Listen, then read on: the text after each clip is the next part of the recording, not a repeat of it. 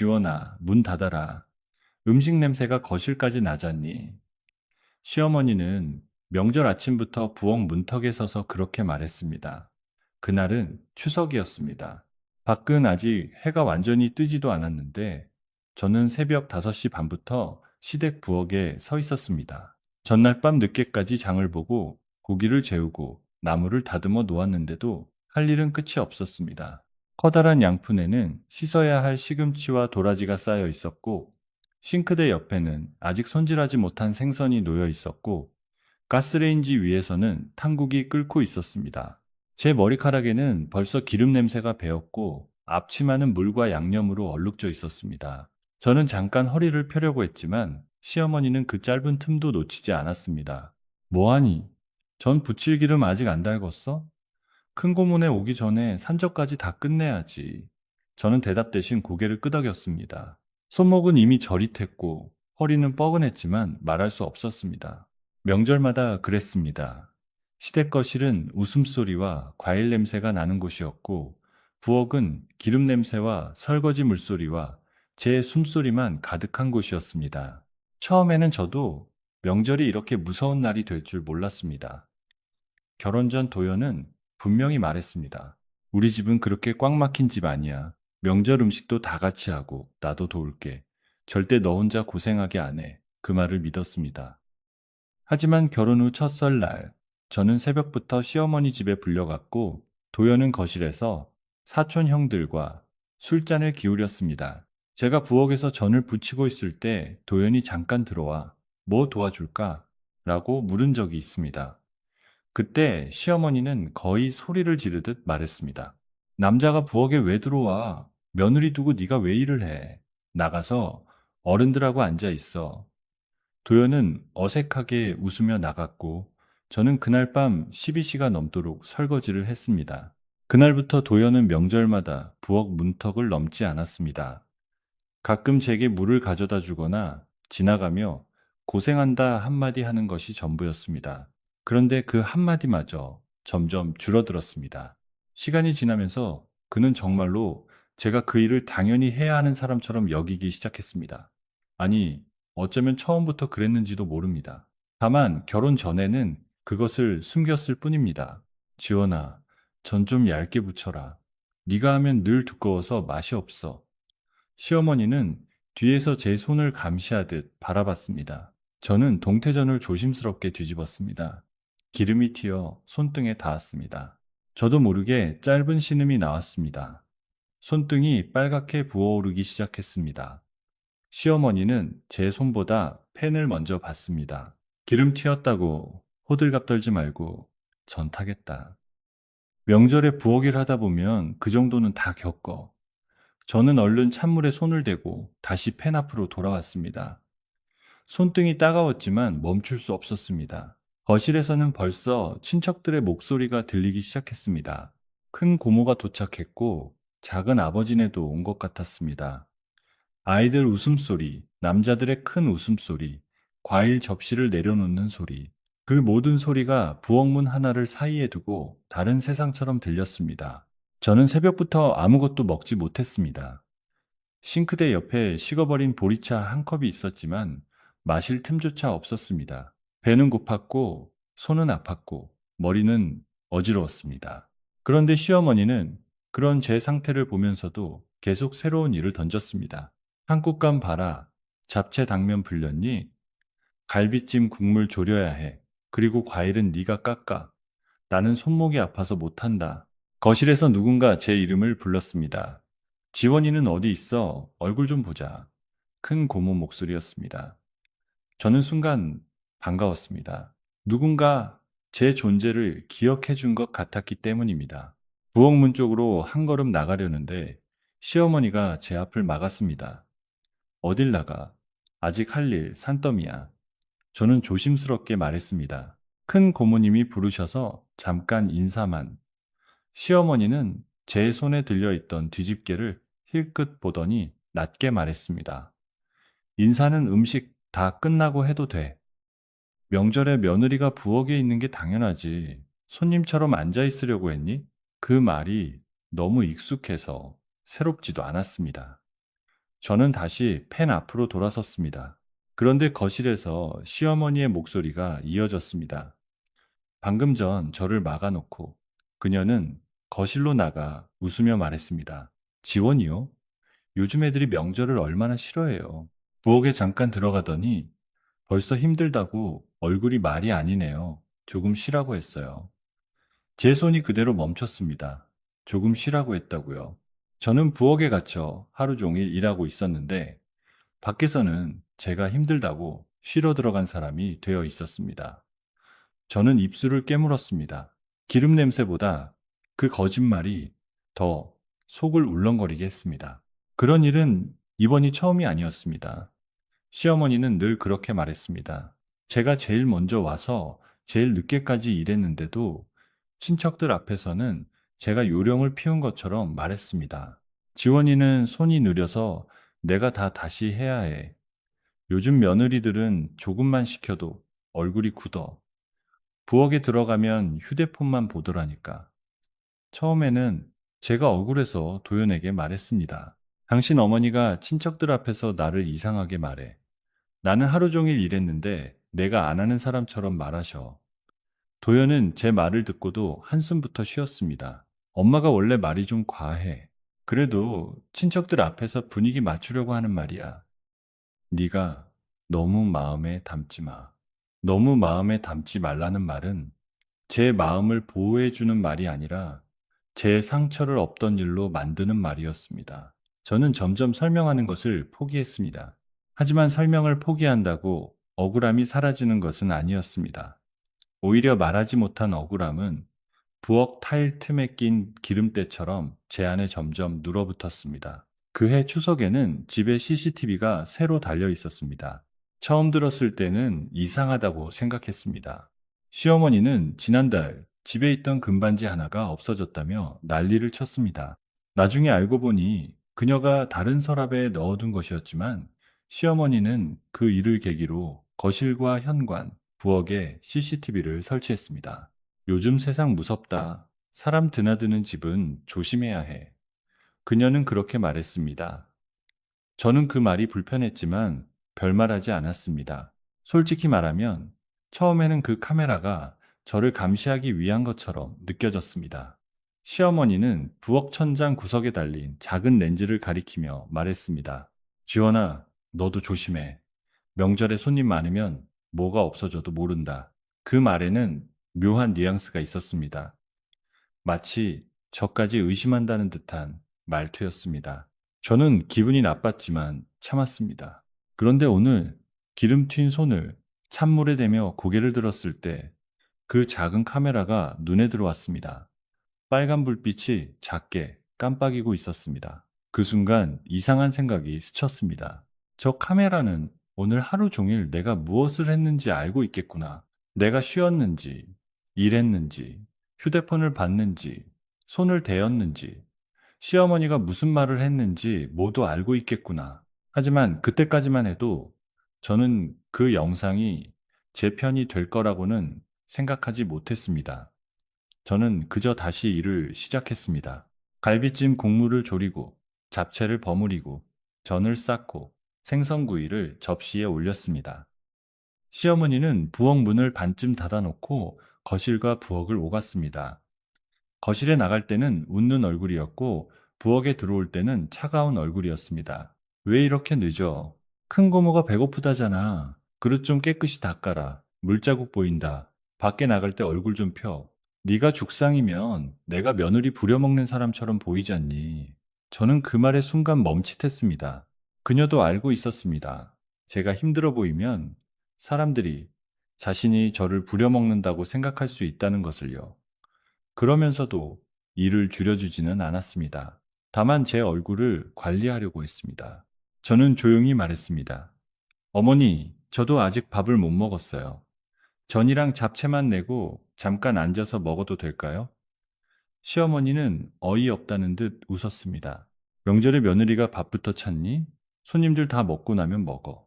그리고 네가 먹을 시간 있으면 과일이나 먼저 깎아. 저는 더 이상 말하지 않았습니다. 배고픔보다 서러움이 더 컸습니다. 점심상이 차려졌을 때도 저는 거실에 앉지 못했습니다. 제가 만든 음식들이 큰 상 위에 가득 올라갔고, 친척들은 맛있다며 젓가락을 들었습니다. 큰 고모는 갈비찜을 먹으며 말했습니다. 올해 갈비찜 맛있네. 언니가 했어? 시어머니는 웃으며 말했습니다. 내가 양념은 다 봐줬지. 지원이가 손은 좀 느려도 시키면 하긴 해요. 저는 부엌 안에서 그 말을 들었습니다. 양념도 제가 했고, 고기도 제가 재웠고, 새벽부터 불 앞에 서 있던 것도 저였습니다. 하지만 칭찬은 시어머니의 것이 되었고, 실수는 늘 제 몫이 되었습니다. 저는 싱크대 앞에 서서 물을 틀었습니다. 이미 첫 번째 설거지거리가 쌓여 있었습니다. 접시를 씻는데 손등의 화상 부위에 세제가 닿아 따끔했습니다. 저는 이를 악물었습니다. 그때 휴대폰이 울렸습니다. 도연에게 보낸 메시지 답장이었습니다. 저는 아까 손을 대었을 때 그에게 짧게 보냈습니다. 나 손대었어. 너무 힘들어. 잠깐만 와줄 수 있어? 도연의 답장은 한 줄이었습니다. 오늘만 참아. 엄마 예민해지면 더 힘들어져. 저는 그 문장을 한참 바라봤습니다. 오늘만. 그 말은 명절마다 반복되었습니다. 오늘만 참아. 이번만 넘겨. 엄마 기분 상하지 않게 해. 친척들 앞에서 분위기 깨지 마. 그런데 오늘만 참은 날들이 모여 제 결혼 생활이 되었습니다. 저는 휴대폰을 내려놓았습니다. 손보다 마음이 더 쓰라렸습니다. 오후가 되자 손님들은 배부르게 먹고 거실에서 과일과 차를 기다렸습니다. 저는 또 부엌에서 과일을 깎았습니다. 사과 껍질이 길게 떨어지고 배를 얇게 썰고 포도를 씻어 접시에 담았습니다. 그때 작은아버지의 며느리 수진 씨가 부엌문 쪽으로 살짝 들어왔습니다. 그녀는 저보다 결혼이 늦었고 아직 시댁 명절 분위기에 익숙하지 않은 사람이었습니다. 형님, 제가 좀 도와드릴까요? 그녀의 말에 저는 순간 고마워서 웃으려 했습니다. 그런데 시어머니가 바로 뒤에서 나타났습니다. 수진이는 나가서 앉아. 손님인데 왜 부엌에 들어와? 지원이가 다 하면 돼. 수진 씨는 당황한 얼굴로 저를 바라봤습니다. 저는 괜찮다는 듯 고개를 저었습니다. 시어머니는 수진 씨가 나가자마자 낮은 목소리로 말했습니다. 괜히 다른 며느리까지 끌어들이지 마라. 네가 느리게 하니까 도와주겠다는 말 나오는 거 아니야. 저는 칼을 든 손에 힘을 주었습니다. 제가 끌어들인 게 아니에요. 수진 씨가 먼저. 말대꾸하지 마. 시어머니는 제 말을 잘랐습니다. 밖에서는 힘든 척하지 마. 친척들 앞에서 우리 집 며느리 흉보이게 하지 말고. 네가 얼굴 찌푸리고 있으면 사람들이 내가 너를 부려먹는 줄 알잖아. 그 말이 부엌 천장 아래로 무겁게 떨어졌습니다. 저는 다시 CCTV를 올려다 보았습니다. 작은 빨간 불빛이 여전히 깜빡이고 있었습니다. 그 말도 녹화되고 있을까요? 그녀가 방금 한 말도, 제 침묵도, 제 손의 화상도 모두 남고 있을까요? 저녁 무렵 일이 더 꼬였습니다. 시어머니는 갑자기 전이 모자란다며 더 부치라고 했습니다. 이미 오전에 부친 전이 충분히 있었지만 그녀는 큰 고모가 싸갈 것도 있어야 한다며 다시 냉장고에서 반죽을 꺼냈습니다. 저는 거의 탈진한 상태였습니다. 다리가 후들거렸고 머리가 어지러워 한순간 싱크대에 손을 짚었습니다. 시어머니가 보더니 짜증스럽게 말했습니다. 왜 또 그래? 그렇게 힘들면 처음부터 명절 못하겠다고 하든가. 요즘 며느리들은 체력이 왜 그렇게 약해? 저는 정말로 쓰러질 것 같았습니다. 어머니 10분만 앉았다가 할게요. 시어머니는 차갑게 말했습니다. 밖에서 다들 기다리는데 네가 앉아 있으면 누가 하니? 내가 하랴? 저는 입술을 깨물고 다시 팬 앞에 섰습니다.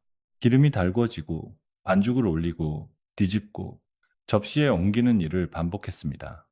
그때 거실에서 누군가 큰 소리로 말했습니다. 지원이는 아까부터 안 보이네. 명절에 며느리가 얼굴도 안 비추면 안 되지. 시어머니의 웃음 섞인 목소리가 들렸습니다. 그러게요.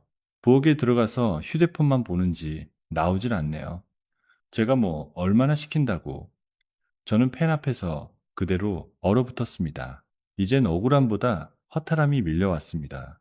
내가 여기서 쓰러져도 밖에서는 내가 쉬고 있었다고 말하겠구나. 내가 손을 대어도 게으르다고 하겠구나. 내가 하루 종일 일해도 아무도 보지 않으면 없던 일이 되는구나. 그때 작은 소란이 거실에서 일어났습니다. 조카 아이들이 TV 리모컨을 가지고 장난치다가 새로 설치한 CCTV 연결 화면을 켠 듯 했습니다. 처음에는 누군가, 이거 뭐야? 라고 말하는 소리가 들렸습니다. 이어서 도연의 당황한 목소리가 들렸습니다. 그거 건드리지 마. 하지만 이미 늦은 것 같았습니다. 거실 TV에서 익숙한 부엌 소리가 흘러나오기 시작했습니다. 프라이팬에 전이 지글거리는 소리, 싱크대 물소리, 시어머니의 목소리. 저는 부엌 안에서 움직임을 멈췄습니다. 시어머니도 거실 쪽에서 갑자기 조용해졌습니다. 몇 초 뒤, TV에서 아주 선명하게 그녀의 목소리가 울렸습니다. 밖에서는 힘든 척 하지 마. 친척들 앞에서 우리 집 며느리 흉보이게 하지 말고 거실 전체가 정적에 빠진 것이 느껴졌습니다. 저는 손에 들고 있던 뒤집개를 내려놓았습니다. 심장이 빠르게 뛰기 시작했습니다. 화면이 어떻게 나오고 있는지는 보이지 않았지만 저는 알 수 있었습니다. 드디어 부엌이 거실로 열리고 있었습니다. 제가 갇혀있던 그 작은 공간이 제가 몇 년 동안 혼자 삼켜온 시간이 이제 모두가 보는 화면 위에 올라가고 있었습니다. 저는 천천히 부엌 문을 열었습니다. 거실 TV에는 오전부터 녹화된 영상이 빠르게 재생되고 있었습니다.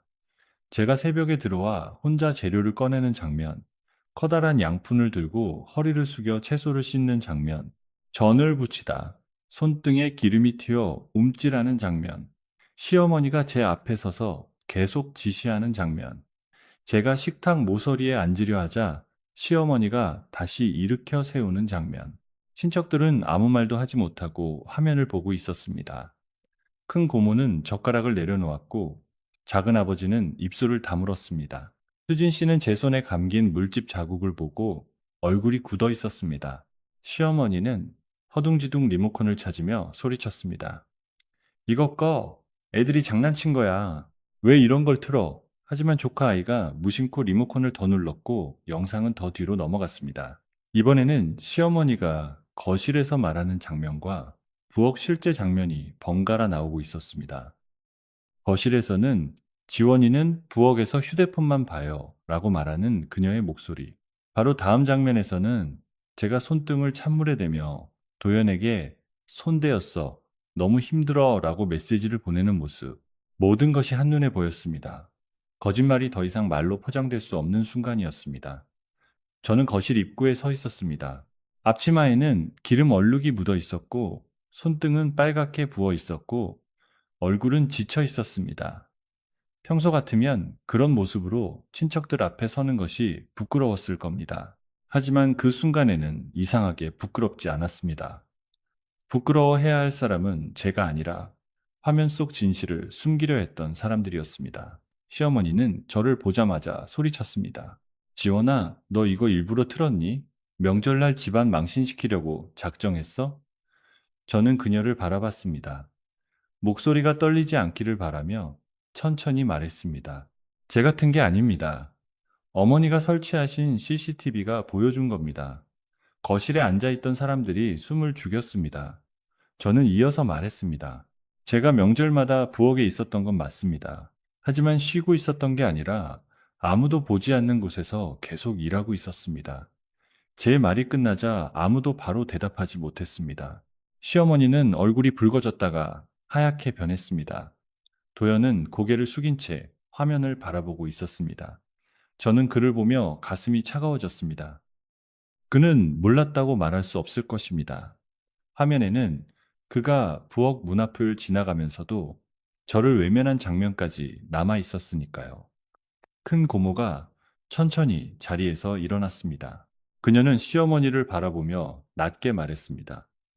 언니, 이건 좀 심했다. 시어머니는 당황해서 말했습니다. 뭘 심해? 명절에 며느리가 일하는 게 뭐가 그렇게 대단하다고 다들 그래? 우리 때는 더 했어. 그때 수진 씨가 조용히 말했습니다. 일하는 게 문제가 아닌 것 같아요. 일한 사람을 안 한 사람처럼 말한 게 문제죠. 시어머니는 수진 씨를 노려봤지만 예전처럼 큰 소리 치지 못했습니다. 이미 모든 친척들이 화면을 보았습니다. 제가 새벽부터 부엌에 있었고 쉬지 못했고 거짓말 속에서 게으른 사람으로 만들어졌다는 것을요. 저는 한 걸음 더 나아가 말했습니다. 저는 명절 음식 하는 게 억울한 게 아닙니다. 모두 같이 먹을 음식을 준비하는 일이라면 할 수 있습니다. 그런데 왜 매번 저 혼자 해야 했는지, 왜 제가 만든 음식을 먹는 사람들 앞에서 저는 게으른 며느리가 되어야 했는지, 그게 억울합니다. 시어머니는 입을 다물었습니다. 도연이 그제야 제 이름을 불렀습니다. 지원아, 저는 그를 향해 고개를 돌렸습니다. 당신도 봤지? 오늘 내가 뭘 했는지, 그리고 당신이 뭘 안 했는지. 도연은 아무 말도 하지 못했습니다. 그의 침묵은 이번에도 대답이었습니다. 하지만 이번에는 그 침묵이 저를 누르지 못했습니다. 화면이 대신 말하고 있었기 때문입니다. 친척들은 하나둘 자리를 뜨기 시작했습니다. 큰 고모는 가방을 들며 오늘은 더 못 있겠다고 했고, 작은 아버지는 아이들을 데리고 현관 쪽으로 갔습니다. 누군가는 시어머니에게 인사도 하지 않았고, 누군가는 제 손을 보고 조용히 고생 많았다고 말했습니다. 시어머니는 멍하니 그 모습을 바라봤습니다. 조금 전까지 웃음소리로 가득했던 거실은 순식간에 식어버렸습니다. 식탁 위에는 아직 음식이 많이 남아 있었지만 누구도 젓가락을 들지 않았습니다. 제가 새벽부터 만든 음식이었습니다. 그러나 그 음식을 둘러싼 거짓말이 드러난 순간 아무도 편하게 먹을 수 없게 된 것입니다. 시어머니는 마지막까지 중얼거렸습니다. 명절에 며느리가 일하는 게 뭐가 그렇게 큰일이라고. 저는 앞치마를 풀었습니다. 그리고 조용히 식탁 위에 올려놓았습니다. 어머니, 명절에 며느리가 일하는 게 문제가 아니라고 말씀하셨죠.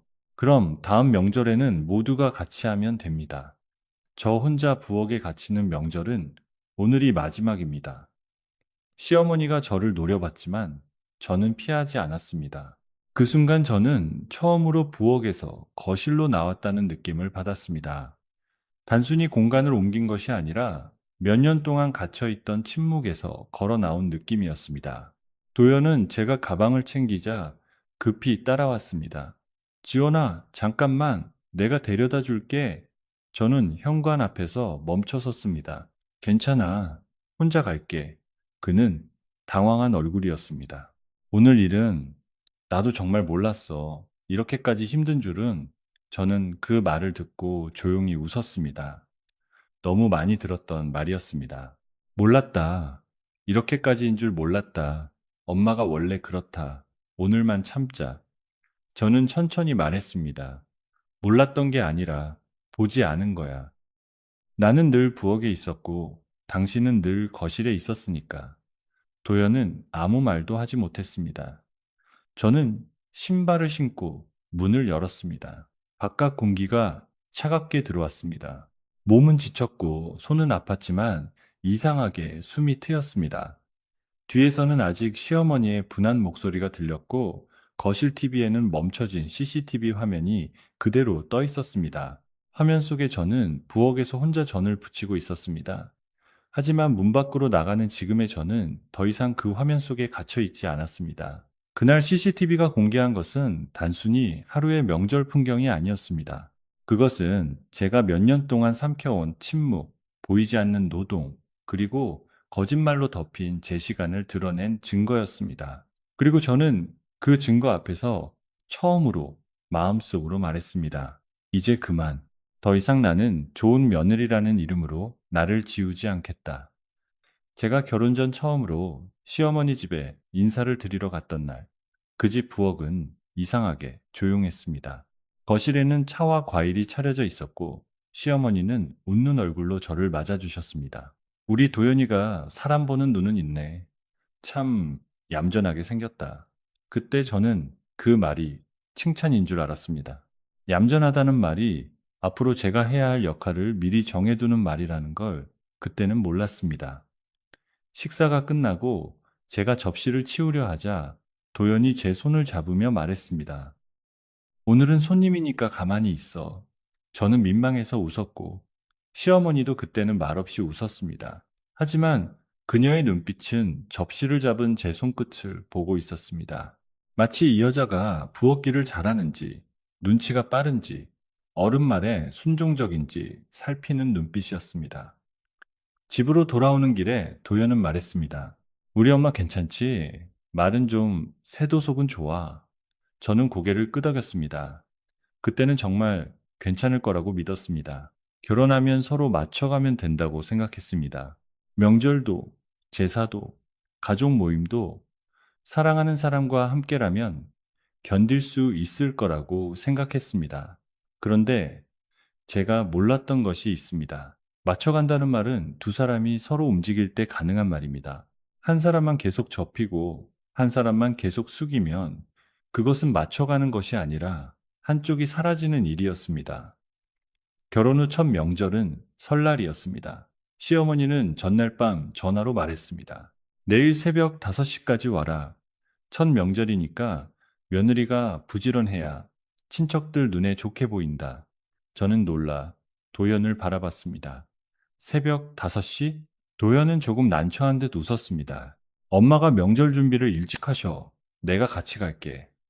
하지만 다음날 새벽 도연은 알람을 몇 번이나 끄고 일어나지 못했습니다. 결국 제가 먼저 씻고 장봐둔 재료와 선물 세트를 들고 시댁으로 갔습니다. 시어머니는 문을 열자마자 제 손에 들린 봉투보다 시계를 먼저 봤습니다. 5시 10분이네. 첫 명절부터 늦으면 어떡하니? 저는 숨을 고르며 죄송해요, 어머니라고 했습니다. 그때부터 하루가 시작되었습니다.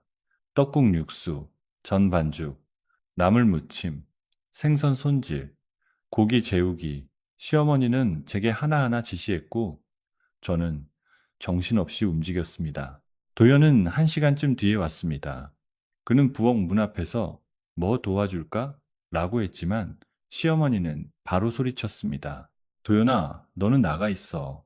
남자가 부엌에서 어슬렁거리면 손님들이 뭐라 하겠니? 며느리가 있는데 네가 왜 해? 도연은 잠시 저를 보더니 어색하게 웃고 거실로 나갔습니다.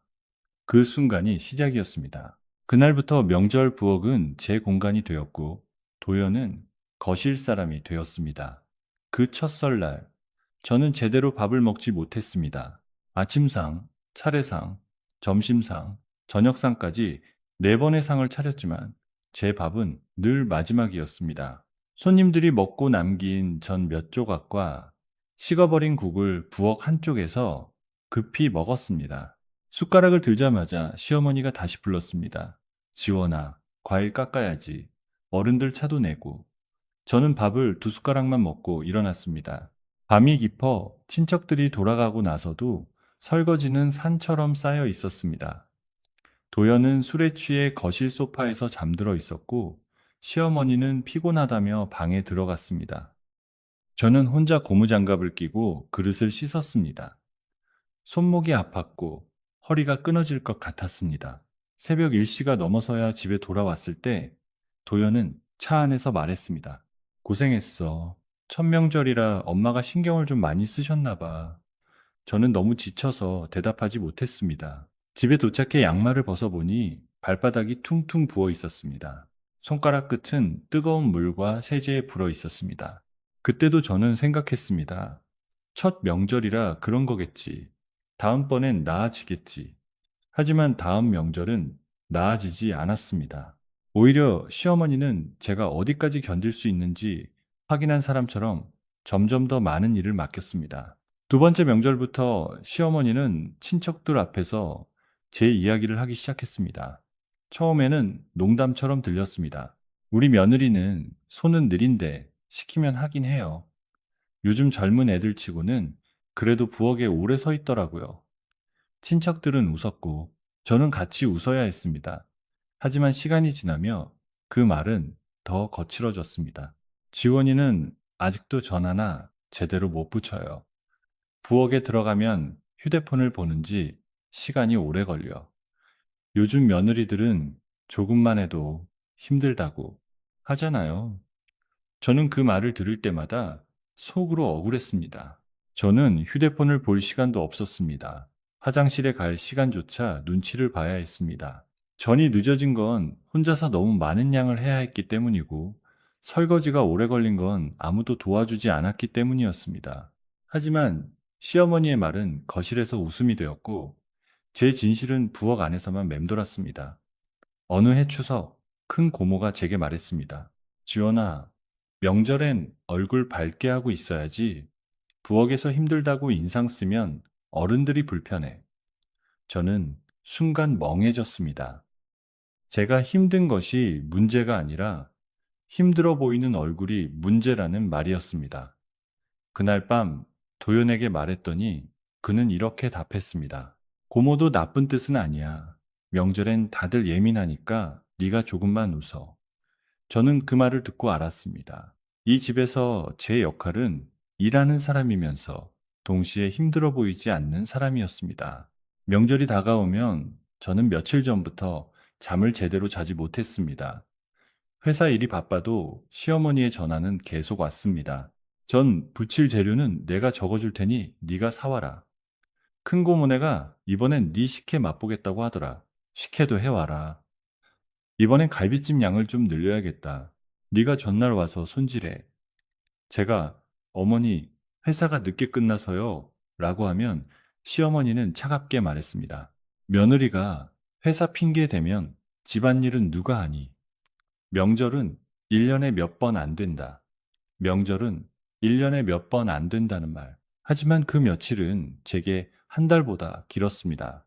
전날 장보기부터 시작해 명절 당일, 다음날 뒷정리까지 제 몸과 마음이 모두 달아 없어졌습니다. 한 번은 명절 전날 회사에서 야근을 하고 밤 11시에 퇴근했습니다. 집에 가서 씻고 잠깐 눈을 붙인 뒤 새벽 4시에 일어났습니다. 시댁에 도착하자 시어머니는 첫마디로 얼굴이 왜 그렇게 푸석하니? 친척들이 보면 내가 며느리 고생시키는 줄 알겠다고 했습니다. 저는 그 말에 웃을 힘도 없었습니다. 그녀는 정말로 제가 고생하는지 아닌지가 아니라 자신이 고생시키는 사람처럼 보일까봐 걱정했습니다. 저는 그때부터 조금씩 마음이 식기 시작했습니다. 한 해 추석에는 제가 독감에 걸렸습니다. 병원에서 약을 받아왔고 열이 38도를 넘었습니다.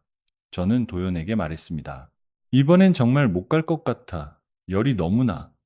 도연은 걱정스러운 얼굴로 제 이마를 만졌지만 곧 시어머니에게 전화를 받더니 표정이 바뀌었습니다. 엄마가 음식 준비가 너무 많대. 잠깐만 가서 도와주고 일찍 오면 안 될까? 저는 믿을 수 없어 그를 바라봤습니다. 나 열나. 병원에서 쉬라고 했어. 도연은 난처하게 말했습니다. 알아. 근데 엄마 혼자 다 하시면 쓰러지실 수도 있잖아.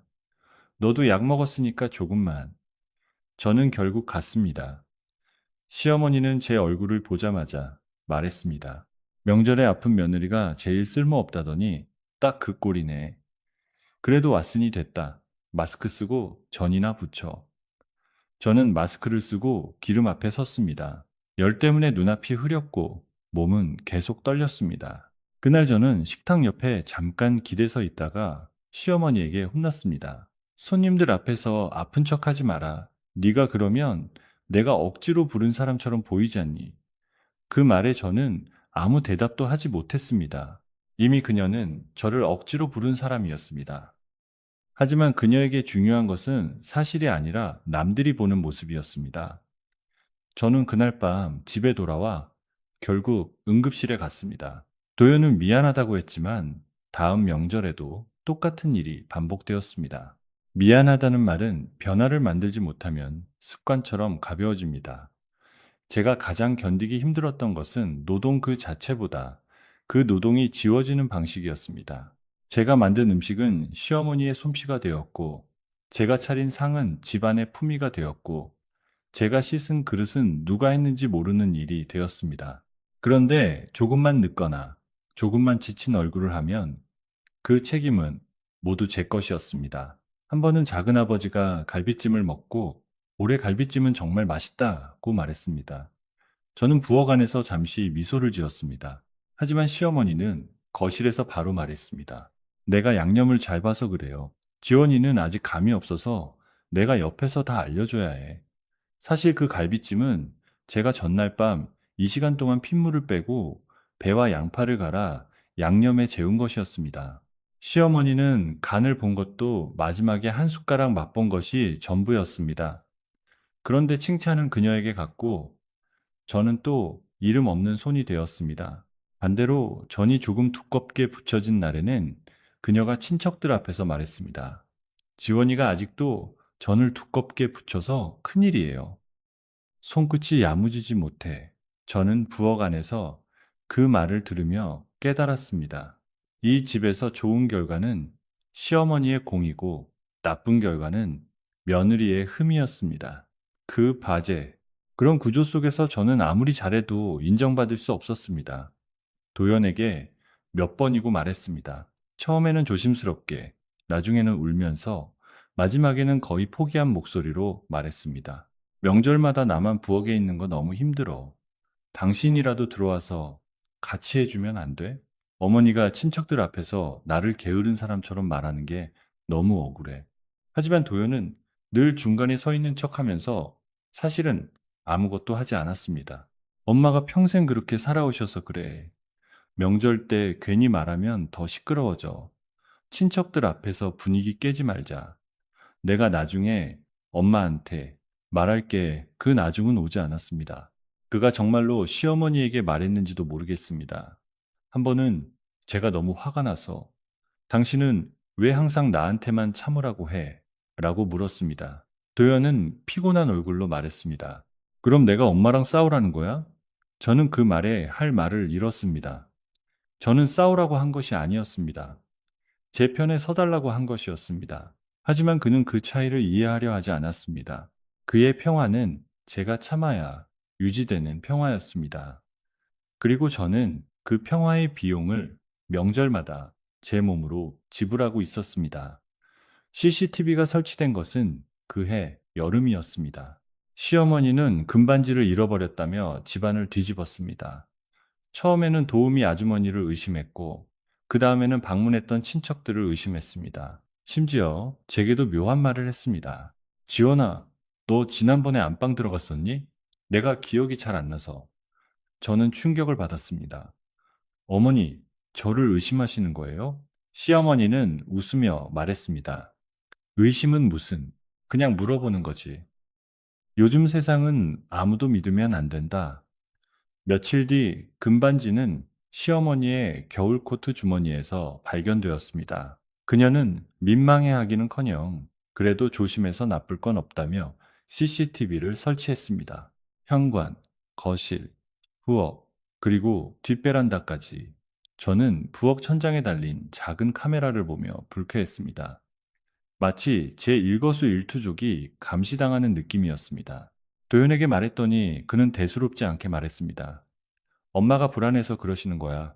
우리도 신경 쓰지 말자. 저는 그때도 그냥 넘겼습니다. 그 카메라가 언젠가 제 억울함을 밝혀줄 것이라고는 상상하지 못했습니다. 감시라고 생각했던 것이 증거가 될 줄은 몰랐습니다. 때로는 사람을 억누르기 위해 만든 것이 결국 그 억울함을 드러내는 도구가 되기도 합니다.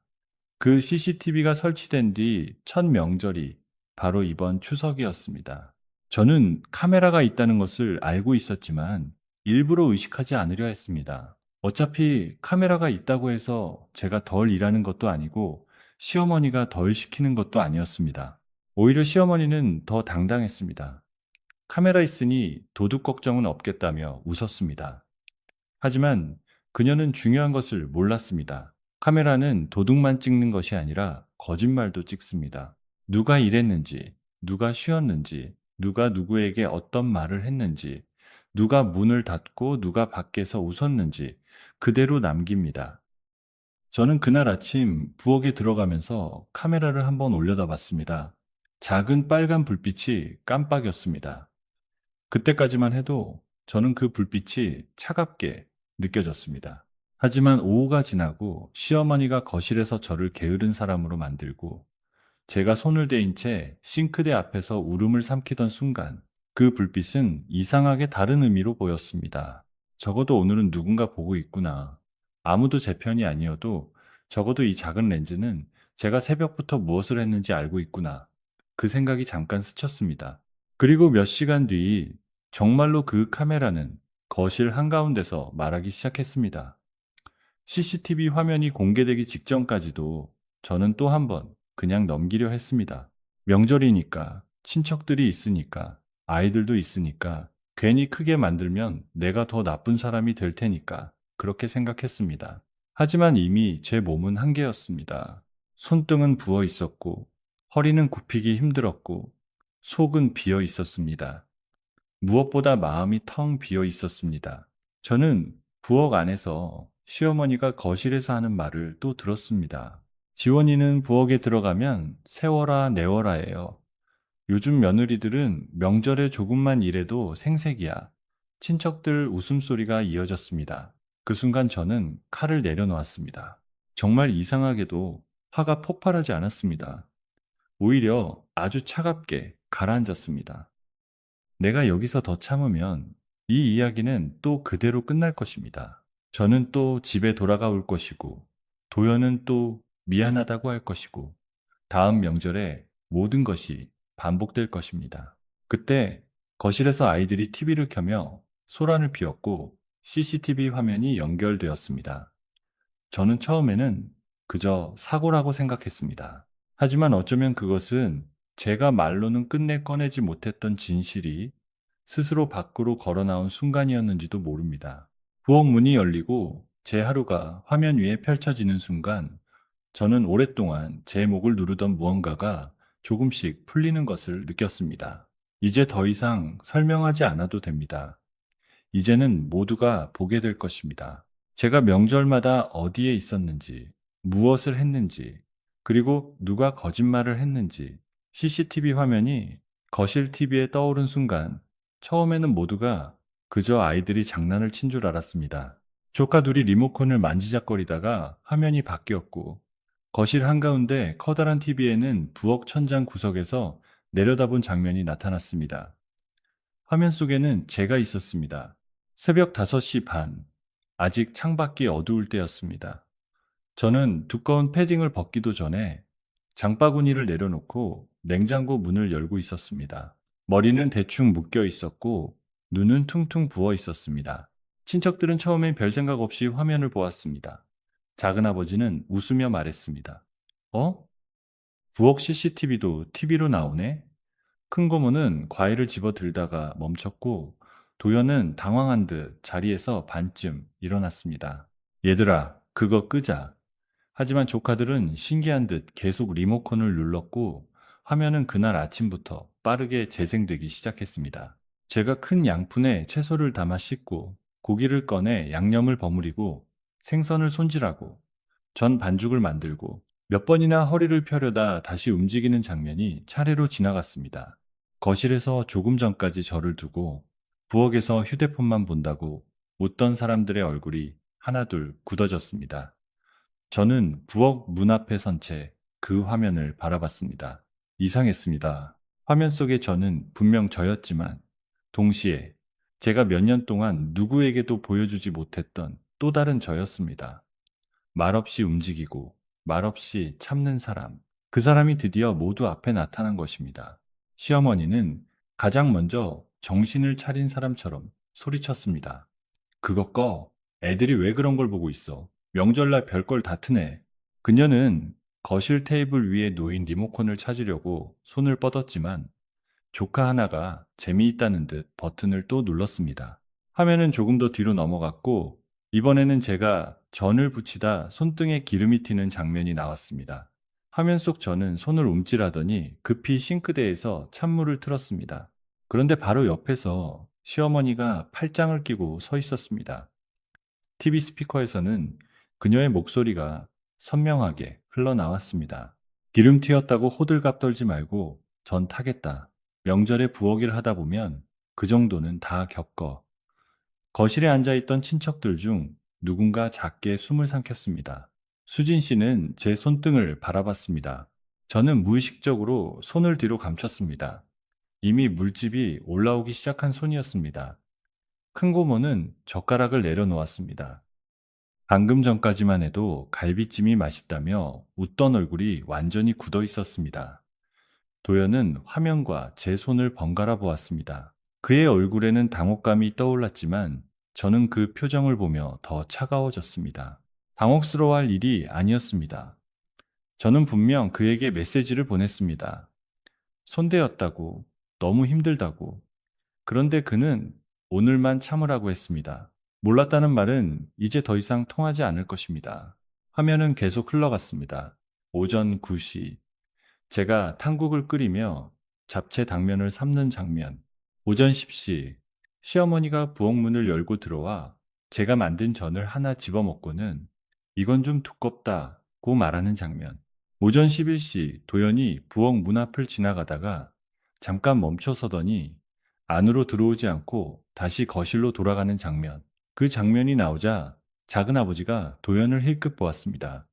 도연은 고개를 숙였습니다. 시어머니는 다시 리모컨을 찾으며 그만 보라니까 하고 소리쳤지만 이제는 아무도 쉽게 움직이지 못했습니다. 화면이 너무 노골적이었습니다. 모두가 밥상 앞에서 웃고 떠들던 시간 동안 저는 한 번도 제대로 앉지 못하고 부엌과 싱크대 사이를 오가고 있었습니다. 제가 잠시 의자 끝에 앉으려 하자 시어머니가 바로 들어와 말했습니다. 지금 앉을 시간이 어디 있어? 큰 고모네 도착했는데 과일부터 깎아. 화면 속 저는 다시 일어섰습니다. 그 짧은 장면이 이상하게도 제 가슴을 가장 세게 쳤습니다. 저는 정말 앉지도 못했습니다. 그 몇 초조차 허락되지 않았습니다. 친척들도 그 장면을 보며 더 이상 아무 말도 하지 않았습니다. 부엌에서 제가 사라진 것이 아니라 거실에 있던 그들이 저를 보지 않았던 것입니다. 그러다 화면에 결정적인 장면이 나왔습니다. 오후 2시쯤이었습니다. 수진 씨가 부엌문 쪽으로 와서 형님, 제가 좀 도와드릴까요? 라고 묻는 장면이었습니다. 저는 화면 속에서 작게 웃으며 고맙다고 말하려고 했습니다. 그런데 시어머니가 뒤에서 나타나 수진 씨를 막았습니다. 수진이는 나가서 앉아.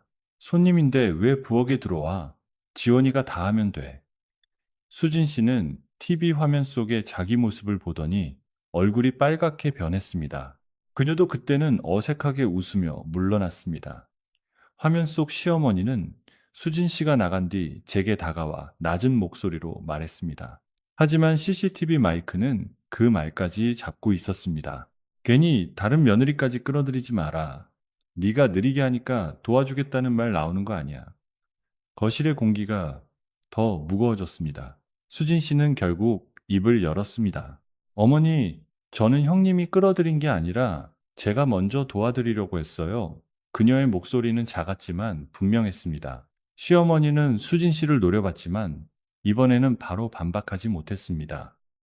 화면이 이미 말하고 있었기 때문입니다. 사실이 눈앞에 있는데도 거짓말을 밀어붙이는 것은 더 이상 쉽지 않았습니다. 그리고 곧이어 모두를 얼어붙게 만든 음성이 나왔습니다. 화면 속 시어머니가 제게 가까이 다가와 말했습니다. 밖에서는 힘든 척 하지 마. 친척들 앞에서 우리 집 며느리 흉보이게 하지 말고 네가 얼굴 찌푸리고 있으면 사람들이 내가 너를 부려먹는 줄 알잖아. 그 말이 TV 스피커를 통해 거실 전체에 울려 퍼졌습니다. 마치 누군가 일부러 그 문장을 크게 틀어놓은 것 같았습니다. 사실은 그저 CCTV의 평범한 음성이었지만 그 순간 그 말은 칼처럼 선명했습니다. 친척들은 숨소리조차 낮췄습니다. 큰 고모가 천천히 시어머니를 바라봤습니다. 언니, 방금 뭐라고 한 거야? 시어머니는 얼굴이 하얗게 질렸습니다. 그건 내가 그런 뜻으로 한 게 아니야. 며느리가 밖에서 너무 힘든 티를 내면 손님들이 불편해하니까. 큰 고모가 말을 잘랐습니다. 그럼 힘들게 하지 말았어야지. 힘든 티를 내지 말라고 할 게 아니라. 그 말에 시어머니는 입술을 다물었습니다. 저는 그 장면을 믿을 수 없는 기분으로 바라봤습니다. 몇 년 동안 제가 말해도 들리지 않던 말이 CCTV 화면 하나 앞에서 친척의 입을 통해 나오고 있었습니다. 너무 늦은 말이었지만 그래도 처음으로 누군가 제 편에서 상황을 보았습니다. 시어머니는 결국 TV 앞으로 달려가 전원을 끄려 했습니다. 하지만 도연이 먼저 리모컨을 집어들었습니다. 그는 손을 떨며 화면을 멈췄습니다. 화면 속에는 제가 싱크대 앞에서 허리를 숙이고 있는 장면이 정지되어 있었습니다. 도현은 그 화면을 바라보다가 아주 낮게 말했습니다. 엄마, 왜 저렇게까지 시키셨어요? 시어머니는 믿을 수 없다는 듯 아들을 쳐다봤습니다. 너까지 지금 네 엄마를 몰아세우는 거니? 명절에 며느리가 일하는 게 뭐가 그렇게 잘못이야? 나도 젊을 때 다 했어. 도현은 대답하지 못했습니다. 저는 그를 바라봤습니다. 지금이라도 똑바로 말해주길 바랐습니다. 하지만 그는 여전히 어머니 앞에서 흔들렸습니다. 저는 그 모습을 보며 마음을 정했습니다. 더 이상 남편이 대신 말해주기를 기다리지 않겠다고요. 저는 한 걸음 앞으로 나갔습니다. 앞치마에는 기름 얼룩이 묻어 있었고, 손등은 붉게 부어 있었고, 머리카락은 땀에 젖어 얼굴에 붙어 있었습니다. 예전 같으면 이런 모습으로 거실 한가운데 서는 것이 창피했을 것입니다. 하지만 지금은 아니었습니다. 이 모습이 바로 진실이었습니다. 저는 굳이 깨끗한 옷으로 갈아입고 나를 포장할 필요가 없었습니다. 어머니, 제 목소리는 생각보다 조용했습니다. 시어머니가 저를 노려봤습니다. 저는 그녀의 눈을 피하지 않았습니다. 저는 명절 음식을 하는 게 싫어서 그런 게 아닙니다. 가족들이 모이면 누군가는 준비해야 하니까요. 그런데 왜 그 누군가가 매번 저 하나여야 하는지, 왜 제가 하루 종일 일하고도 게으른 사람처럼 말해줘야 하는지, 그게 억울한 겁니다. 시어머니는 바로 받아쳤습니다. 내가 언제 너를 게으르다고 했니? 말이 그렇다는 거지.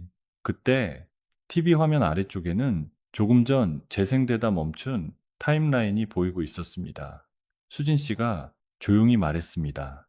어머니, 아까 거실에서 부엌에 들어가서 휴대폰만 본다고 하셨어요. 작은 아버지도 낮게 덧붙였습니다.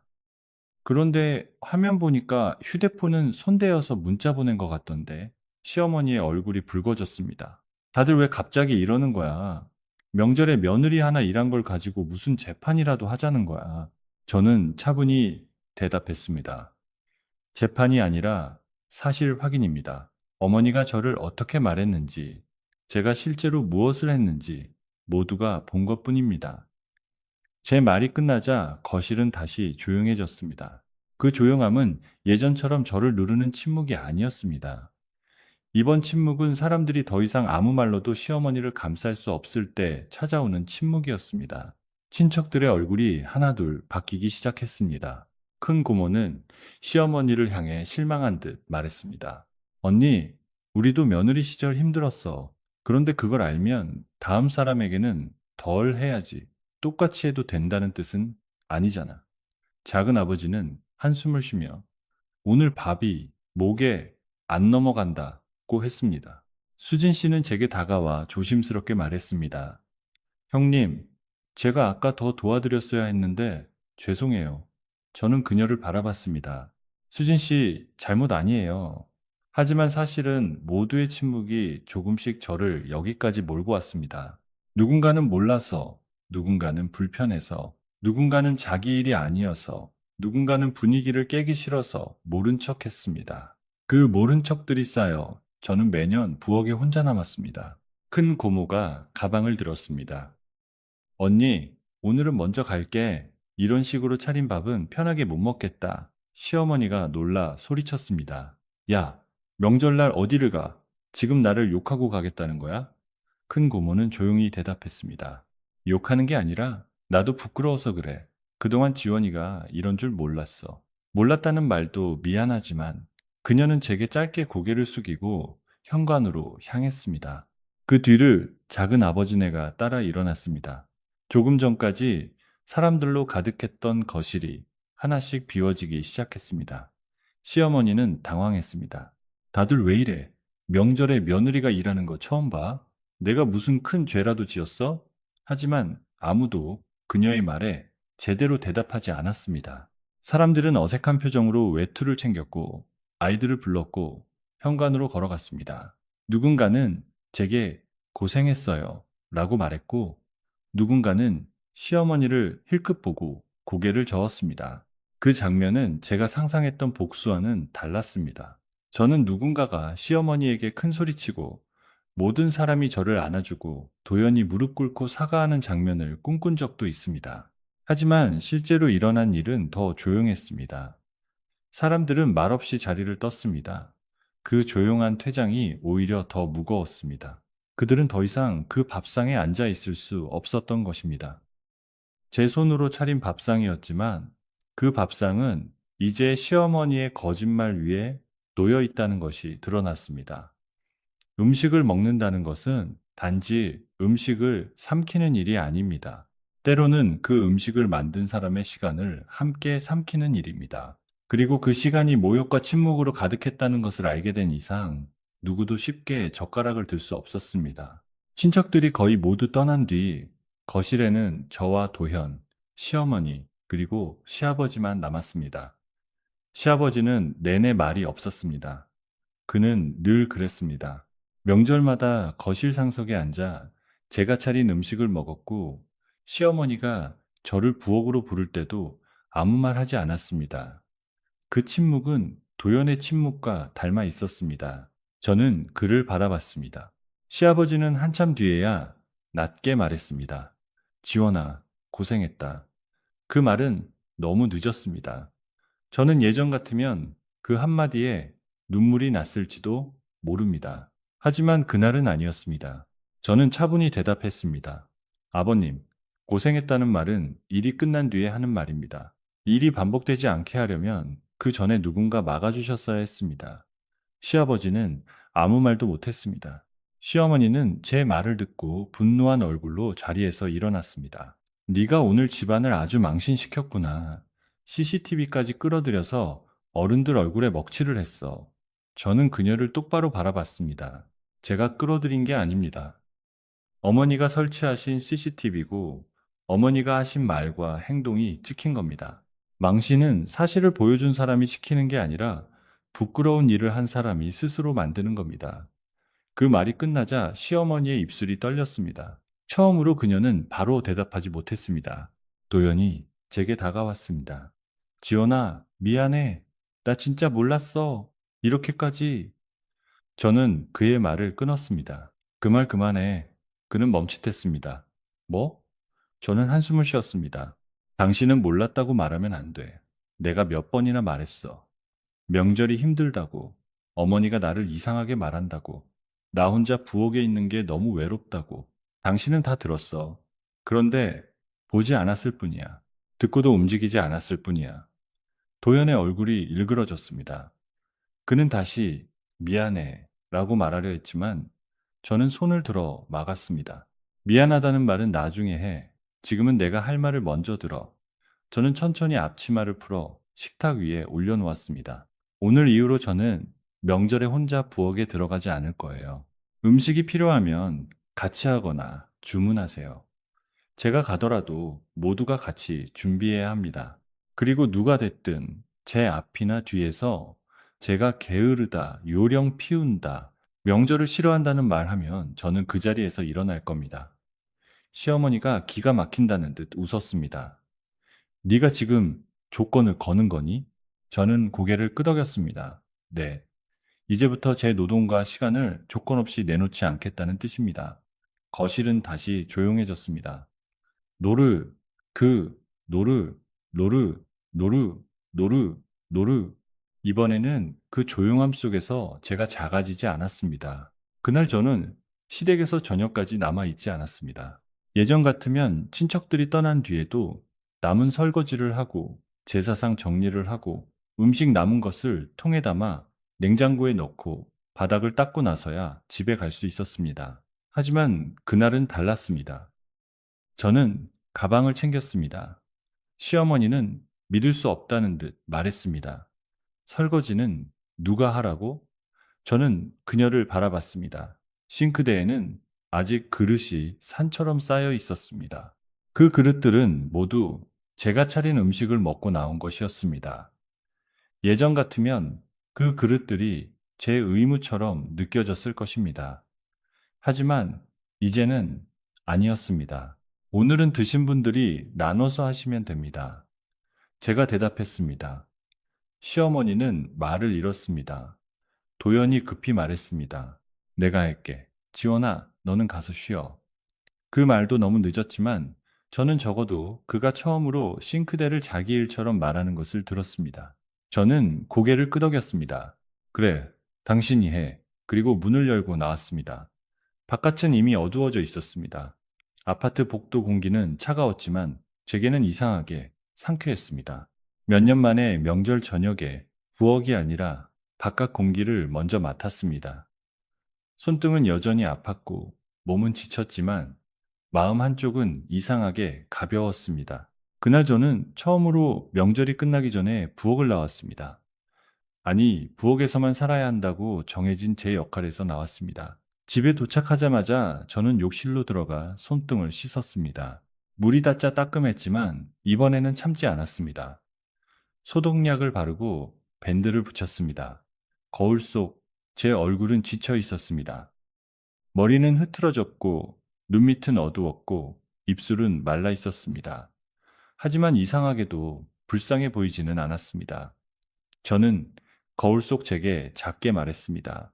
고생했어. 그 말은 시아버지가 건넨 늦은 위로와는 달랐습니다.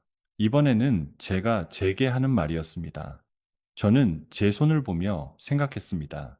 이 손으로 얼마나 많은 음식을 만들었고, 얼마나 많은 그릇을 씻었고, 얼마나 많은 명절을 버텼을까.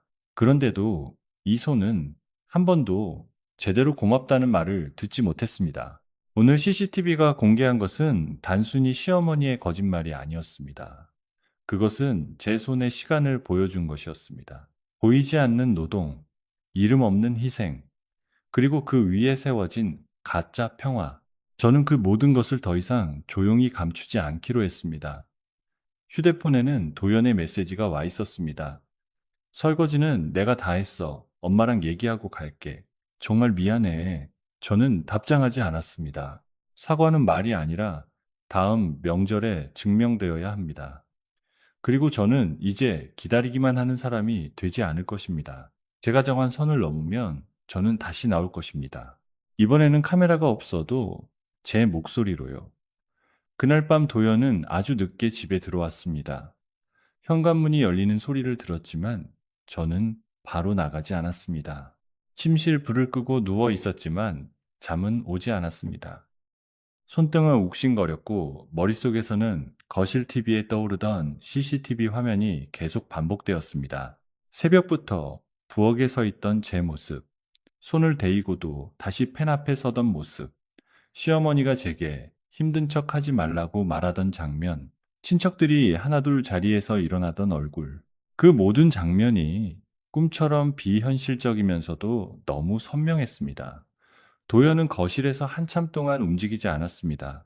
물을 마시는 소리도, 옷을 갈아입는 소리도 들리지 않았습니다. 그냥 현관 앞에 서 있는 것 같았습니다. 한참 뒤 방문이 조심스럽게 열렸습니다. 그는 어둠 속에서 낮게 말했습니다. 지원아, 자. 저는 눈을 뜬 채 대답하지 않았습니다. 도연은 문가에 서 있다가 조심스럽게 들어왔습니다. 설거지는 내가 다 했어. 음식도 정리했고 엄마랑도 얘기했어. 저는 천장을 바라본 채 말했습니다. 그걸 나한테 보고하든 말하지 마. 원래 먹은 사람들이 해야 할 일이었어. 도현은 아무 말도 하지 못했습니다. 침묵이 흘렀습니다. 예전 같으면 제가 그 침묵을 견디지 못하고 먼저 괜찮아 라고 했을 겁니다. 하지만 그날은 그러지 않았습니다. 괜찮지 않았기 때문입니다. 도현은 침대 끝에 앉았습니다. 어둠 속에서도 그의 어깨가 축 처진 것이 보였습니다. 나 오늘 영상 보면서 정말 내가 뭘 하고 있었나 싶었어. 저는 천천히 몸을 일으켰습니다. 오늘 처음 본 것처럼 말하지 마. 제 목소리는 낮았지만 차가웠습니다. 당신은 내가 명절마다 새벽에 나가는 걸 봤고 밤늦게 돌아와 발바닥에 파스 붙이는 것도 봤어. 손목 아프다고 하면 그냥 고생했어 라고 했고 내가 어머니가 나를 게으른 사람처럼 말한다고 하면 엄마가 원래 말이 과하다고 했어. 오늘 영상이 없었으면 당신은 또 똑같이 말했을 거야. 오늘만 참자고. 도연은 고개를 숙였습니다. 맞아. 그 짧은 인정이 방 안에 떨어졌습니다. 저는 그를 바라봤습니다. 그는 변명하지 않았습니다. 하지만 그 인정만으로 제 마음이 풀리지는 않았습니다. 맞다는 말도 너무 늦어. 제가 말했습니다. 도연은 손으로 얼굴을 쓸어내렸습니다. 알아. 오늘 엄마가 계속 네가 집안 망신시켰다고 했어. 그런데 내가 처음으로 그 말이 이상하게 들렸어. 망신은 네가 시킨 게 아니라 엄마가 한 일이 드러난 거잖아. 그리고 나도 그걸 못 본 척한 사람이었고, 저는 그 말을 듣고 잠시 눈을 감았습니다. 그가 처음으로 문제의 중심에 자기 자신을 놓았습니다. 하지만 그 사실이 반갑기보다 아팠습니다. 왜 이렇게 늦게야 알았을까요? 왜 제가 몇 년 동안 울고 말하고 부탁할 때는 들리지 않았던 말이 CCTV 화면을 통해서야 보였을까요? 다음날 아침 시댁 쪽 단체 채팅방이 조용하지 않았습니다. 평소에는 명절 사진과 음식 칭찬, 아이들 사진이 올라오던 방이었습니다. 그런데 이번에는 큰 고모가 먼저 긴 메시지를 보냈습니다. 어제 일은 그냥 넘길 일이 아니라고 생각합니다. 지원이가 몇 년 동안 그렇게 혼자 고생한 줄 몰랐습니다. 우리도 거실에서 먹기만 했고 그걸 당연하게 생각했습니다. 미안합니다. 그 뒤로 작은아버지가 나도 미안하다. 다음부터 명절 음식은 각자 나눠 준비하거나 주문하는 게 맞겠다고 보냈습니다. 수진 씨도 제게 개인 메시지를 보냈습니다. 형님, 어제 정말 죄송했어요. 제가 더 일찍 봤어야 했는데 저도 편하게 앉아 있었어요. 앞으로는 절대 형님 혼자 부엌에 두지 않을게요. 저는 그 메시지들을 한참 바라봤습니다. 사과가 없는 것보다는 나았습니다. 하지만 동시에 마음 한구석이 쓸쓸했습니다. 사람들은 왜 화면으로 봐야만 믿을까요? 제가 말했을 때는 유난스럽고 예민한 며느리였는데 영상으로 보이자 그제야 사실이 되었습니다. 제 말만으로는 충분하지 않았던 세월이 갑자기 너무 서러웠습니다. 도연은 제 옆에서 조용히 말했습니다. 내가 단체방에 답할게. 그는 한참 동안 문장을 쓰고 지웠습니다. 그리고 결국 이렇게 보냈습니다. 저도 남편으로서 책임이 큽니다. 지원이가 몇 년 동안 혼자 감당하게 둔 것 제가 외면했습니다. 앞으로 명절 준비는 모두 나누고 지원이 혼자 부엌에 들어가는 일은 없게 하겠습니다. 저는 그 문장을 읽고도 아무 말 하지 않았습니다. 말은 이제 시작일 뿐이었습니다. 시어머니는 단체방에 아무 답도 하지 않았습니다. 대신 오전 10시쯤 도연에게 전화를 걸었습니다. 스피커폰은 아니었지만 그녀의 목소리가 워낙 커서 거실까지 들렸습니다. 너 지금 제정신이니? 네가 단체방에서 그렇게 쓰면 네 엄마는 뭐가 돼? 도연은 낮게 대답했습니다. 엄마가 뭘 했는지 다 봤잖아요. 내가 뭘 그렇게 잘못했는데 명절 음식 좀 시킨 게 죄야? 며느리 부엌일 시킨 게 CCTV에 찍혔다고 친척들이 나를 이상한 사람 취급해. 도연은 잠시 침묵하다가 말했습니다. 음식 시킨 것만 문제가 아니잖아요. 지원이가 하루 종일 일했는데 밖에서는 게으르다고 말했잖아요. 손대었는데도 계속 일하게 했잖아요. 힘든 티 내지 말라고 했잖아요. 시어머니는 목소리를 높였습니다. 네가 지금 네 아내 말만 듣고 네 엄마를 몰아세우는구나. 며느리 하나 때문에 집안이 엉망이 됐어. 그 말을 듣는 순간 저는 거실 문 앞에서 멈췄습니다. 도연도 이번에는 바로 대답하지 않았습니다. 몇 초 뒤 그의 목소리가 낮고 단단하게 들렸습니다. 엄마, 집안을 엉망으로 만든 건 지원이가 아니라 우리가 지원이 혼자 희생하게 만든 방식이에요. 그리고 그걸 제가 이제야 본 거예요. 전화 너머가 조용해졌습니다. 시어머니는 잠시 뒤 차갑게 말했습니다. 너도 이제 네 마누라 편이구나. 도연은 대답했습니다. 네, 이제는 그래야 할 것 같아요. 아니, 처음부터 그랬어야 했어요. 저는 그 말을 듣고 숨을 참았습니다. 아주 늦었지만 처음으로 그는 분명히 제 편이라는 말을 했습니다. 그렇다고 모든 것이 바로 좋아지지는 않았습니다. 오히려 며칠 동안은 더 힘들었습니다. 시어머니는 친척들에게 전화를 돌리며 자신이 억울하다고 말했습니다. CCTV가 일부만 나온 거다. 지원이가 일부러 분위기를 이상하게 만들었다. 명절에 며느리 일이 힘든 건 다 아는 일인데 요즘 애들은 조금만 해도 피해자인 척한다. 하지만 이번에는 예전처럼 모두가 그녀 말을 그대로 믿지 않았습니다. 큰 고모는 시어머니에게 말했다고 했습니다. 언니, 영상은 일부가 아니라 하루 전체였어. 그리고 그 일부만 봐도 충분히 심했어. 수진 씨도 제게 알려주었습니다. 어머니가 저한테도 전화하셨는데 제가 형님이 하루 종일 일하신 거 봤다고 말씀드렸어요. 시어머니는 점점 고립되는 것 같았습니다. 하지만 저는 통쾌하지 않았습니다. 이상하게도 마음이 무거웠습니다. 제가 원한 것은 시어머니가 완전히 무너지는 것이 아니었습니다. 제가 원한 것은 단 하나였습니다. 제가 한 일을 했다고 인정받는 것, 제가 힘들다고 말하면 믿어주는 것, 명절이라는 이름으로 저 혼자 사라지지 않는 것. 그런데 그 단순한 것을 얻기 위해 CCTV라는 증거까지 필요했다는 사실이 슬펐습니다. 일주일 뒤 큰 고모가 저를 따로 만나자고 했습니다. 저는 망설였지만 나갔습니다. 카페에 앉자마자 큰 고모는 제 손등을 먼저 보았습니다. 물집은 조금 가라앉았지만 아직 붉은 자국이 남아 있었습니다. 그녀는 한숨을 쉬었습니다. 지원아, 미안하다. 내가 정말 몰랐다는 말밖에 못하겠네. 그런데 그 말도 변명 같아서 더 미안하다. 저는 커피잔을 바라봤습니다.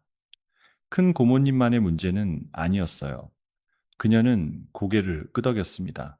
그래, 우리 모두 문제였지. 우리는 명절이면 며느리들이 부엌에 있는 걸 너무 당연하게 봤어. 누가 얼마나 일하는지 보지도 않고 그냥 음식이 나오면 먹었지. 그녀는 잠시 침묵하다가 말했습니다. 나도 며느리 때 그렇게 살았어. 그래서 더 몰랐던 것 같아. 내가 당했으니까 너도 당해도 된다고 생각한 건 아닌데 몸에 밴 거야. 누가 부엌에 있으면 당연하다고 여기는 습관. 저는 그 말을 들으며 마음이 복잡했습니다. 큰 고모도 누군가의 며느리였고 그녀 역시 비슷한 시간을 겪었을 것입니다. 하지만 그 고통이 다음 사람에게 이어져도 된다는 이유는 되지 않습니다. 제가 조용히 말했습니다. 저는 명절 음식을 같이 하는 건 괜찮아요. 그런데 누구 한 사람만 사라지는 명절은 싫어요. 큰 고모는 제 말을 오래 듣더니 고개를 끄덕였습니다. 맞아. 다음 명절부터는 내가 먼저 말할게. 음식 주문하고 각자 맡아서 하고 남자들도 같이 하라고. 그 말이 얼마나 지켜질지는 알 수 없었습니다. 하지만 적어도 처음으로 친척 중 누군가가 구조를 보려고 한다는 점은 달랐습니다. 도연도 변화하려고 했습니다. 그는 그 주말에 시댁에 혼자 가서 남은 음식 정리와 냉장고 청소를 했습니다. 시어머니는 처음에는 네가 왜 그런 걸 하느냐고 화냈지만 도연은 그동안 지원이가 했던 일이라고 답했다고 했습니다. 돌아온 그는 저에게 말했습니다. 냉장고 음식통 정리하는 데만 2시간이 걸리더라. 명절 끝나고 네가 왜 며칠씩 알았는지 이제 조금 알겠어. 저는 그 말을 듣고도 바로 따뜻하게 대답하지 못했습니다. 조금 알겠다는 말도 조심해서 해. 당신은 이제 2시간 해보고 안 거지만 나는 몇 년을 했어. 도연은 고개를 끄덕였습니다. 맞아. 그래서 앞으로 내가 할게. 가 아니라 같이 바꿔야 한다고 생각해. 그는 명절 준비 목록을 만들어 왔습니다. 음식은 절반 이상 주문, 나머지는 각 집에서 한 가지씩 가져오기, 설거지는 식사한 사람들이 돌아가며 하기, 부엌에 한 사람만 남기지 않기, 아픈 사람에게 일을 시키지 않기. 저는 그 목록을 보고 한참 말이 없었습니다. 너무 당연한 내용들이었습니다. 그런데 이 당연한 것들이 제 결혼 생활에서는 왜 이렇게 어려웠을까요? 저는 도연에게 말했습니다. 이건 나를 위해 특별히 배려하는 게 아니라 원래 그래야 하는 거야. 도연은 대답했습니다. 알아. 이제라도 원래 그래야 하는 걸 하려고. 그 말이 완벽하지는 않았지만 예전에 오늘만 참아보다는 분명 나았습니다. 하지만 시어머니는 여전히 제게 직접 사과하지 않았습니다. 오히려 한동안 제 전화를 받지 않았고 저에게도 연락하지 않았습니다. 저는 그것이 오히려 편했습니다. 사과를 듣고 싶은 마음도 있었지만 억지로 하는 사과라면 듣고 싶지 않았습니다. 그러던 어느 날 시어머니가 짧은 문자를 보냈습니다. 지원아, 그날은 나도 당황해서 말이 심했다. 저는 문장을 읽고 오래 바라봤습니다. 말이 심했다. 그녀는 여전히 행동 전체가 아니라 말투만 문제였다고 생각하는 듯 했습니다. 저는 답장을 쓰지 않으려다가 이번에는 분명히 말해야 한다고 생각했습니다. 어머니, 문제는 말이 심했던 것이 아니라 제가 몇 년 동안 혼자 일했고 어머니가 그 사실을 다른 사람들 앞에서 다르게 말하신 것입니다. 저는 명절마다 부엌에 혼자 갇혀 있었습니다. 그 부분을 인정하지 않는 사과는 받기 어렵습니다. 답장을 보내고 손이 떨렸습니다. 시어머니에게 이렇게 직접적으로 말한 것은 처음이었습니다. 몇 시간 동안 답은 오지 않았습니다. 밤늦게야 짧은 메시지가 왔습니다. 생각해보마. 그것이 사과는 아니었습니다. 하지만 예전처럼 바로 화를 내거나 저를 탓하지 않았다는 점에서는 작은 변화일지도 몰랐습니다. 저는 휴대폰을 내려놓고 깊게 숨을 내쉬었습니다. 이제 그녀가 무엇을 생각하든 저는 제 선을 이미 말했습니다. 그 사실이 중요했습니다. 시간이 지나면서 저는 제 안의 분노가 단순히 시어머니 한 사람에게만 향한 것이 아니라는 것을 알게 되었습니다. 저는 명절이라는 이름으로 너무 많은 여성들이 당연히 부엌에 머무는 모습을 보아왔습니다. 친정에서도 어릴 때는 엄마와 이모들이 부엌에 있었고, 남자 어른들은 거실에서 TV를 보았습니다. 저는 그것을 자연스럽다고 배웠습니다. 결혼 후 시댁에서는 그 자연스러움이 더 노골적인 의무가 되었습니다. 그리고 제가 불편하다고 말하면 사람들은 전통이라고 했습니다. 하지만 전통이라는 말이 누군가의 고통을 보이지 않게 만드는 데 쓰인다면 그것은 지켜야 할 문화가 아니라 바꿔야 할 습관입니다. 저는 상담을 받기 시작했습니다. 상담 선생님은 제 이야기를 듣고 말했습니다. 지원 씨가 힘든 건 단순히 일을 많이 해서만이 아니에요. 자신의 노동이 지워지고 왜곡된 경험이 반복되었기 때문입니다. 그 말에 저는 울었습니다. 맞았습니다. 저는 일을 많이 해서만 운 것이 아니었습니다. 제가 한 일이 없던 일이 되고, 제가 힘든 것이 유난히 되고, 제가 당한 것이 농담이 되는 과정에서 무너졌습니다. CCTV는 그 왜곡을 멈춘 첫 번째 증거였습니다. 하지만 이제부터 필요한 것은 증거가 아니라 변화였습니다. 다음 명절이 다가오기 전 도연은 가족 단체방에 공지를 올렸습니다. 이번 설에는 음식 대부분 주문하겠습니다. 각 집에서는 한 가지씩만 준비해 주세요. 당일 설거지와 정리는 참석자들이 나눠서 합니다. 지원이가 혼자 준비하는 일은 없습니다. 그 메시지가 올라가자 단체방이 잠시 조용해졌습니다. 작은아버지가 먼저 좋다. 우리 집은 과일 준비하겠다고 답했습니다. 수진 씨는 저희는 전 조금 부쳐갈게요. 그리고 당일 설거지 같이 할게요. 라고 했습니다. 큰 고모는 나도 잡채 해가마. 남자들도 설거지 순서 넣으라고 썼습니다. 시어머니는 한참 동안 아무 말이 없었습니다. 몇 시간 뒤에야 짧게 답했습니다. 알았다. 그 두 글자를 보며 저는 이상한 기분이 들었습니다. 명절 준비 방식이 이렇게 쉽게 바뀔 수 있었다면 왜 우리는 그동안 그렇게 살았을까요? 누구도 말하지 않았기 때문입니다. 누군가 말했을 때 들어주지 않았기 때문입니다. 그리고 그 침묵의 대가를 한 사람이 치렀기 때문입니다. 저는 도연에게 말했습니다. 이번에도 말뿐이면 나는 안 갈 거야. 도연은 바로 대답했습니다. 알아. 준비 과정부터 내가 확인할게. 그리고 네가 불편하면 언제든 나와도 돼. 예전에 도연이라면 그래도 명절인데 가야지 라고 했을 것입니다. 그 차이는 작지만 분명했습니다. 설날이 가까워질수록 제 마음은 편해지기보다 오히려 불안해졌습니다. 혹시 또 부엌에 갇히면 어떡하지? 시어머니가 친척들 앞에서 또 비꼬면 어떡하지? 내가 거절하면 분위기 망친 사람이 될까? 그런 생각들이 밤마다 올라왔습니다. 도연은 제 불안을 들으며 말했습니다. 가기 싫으면 안 가도 돼. 저는 그를 바라봤습니다. 예전에는 그런 말을 왜 못했어? 그는 눈을 내리깔았습니다. 내가 그땐 명절은 무조건 가야 한다고 생각했어. 그리고 네가 안 가면 엄마가 화낼까 봐 겁났어. 저는 조용히 물었습니다. 이제는 안 겁나? 도연은 잠시 생각하다가 대답했습니다. 아직 겁나. 엄마가 화내는 것도 친척들이 뭐라고 하는 것도 불편해. 그런데 이제는 그 불편함보다 네가 또 무너지는 게 더 무서워. 그 말에 저는 마음 한쪽이 조금 풀렸습니다. 완벽한 사람은 아닐지라도 그는 이제 우선순위를 바꾸려 하고 있었습니다. 저는 말했습니다. 그럼 이번 설은 가볼게. 대신 약속한 대로 안 되면 바로 나올 거야. 도연은 고개를 끄덕였습니다. 그렇게 하자.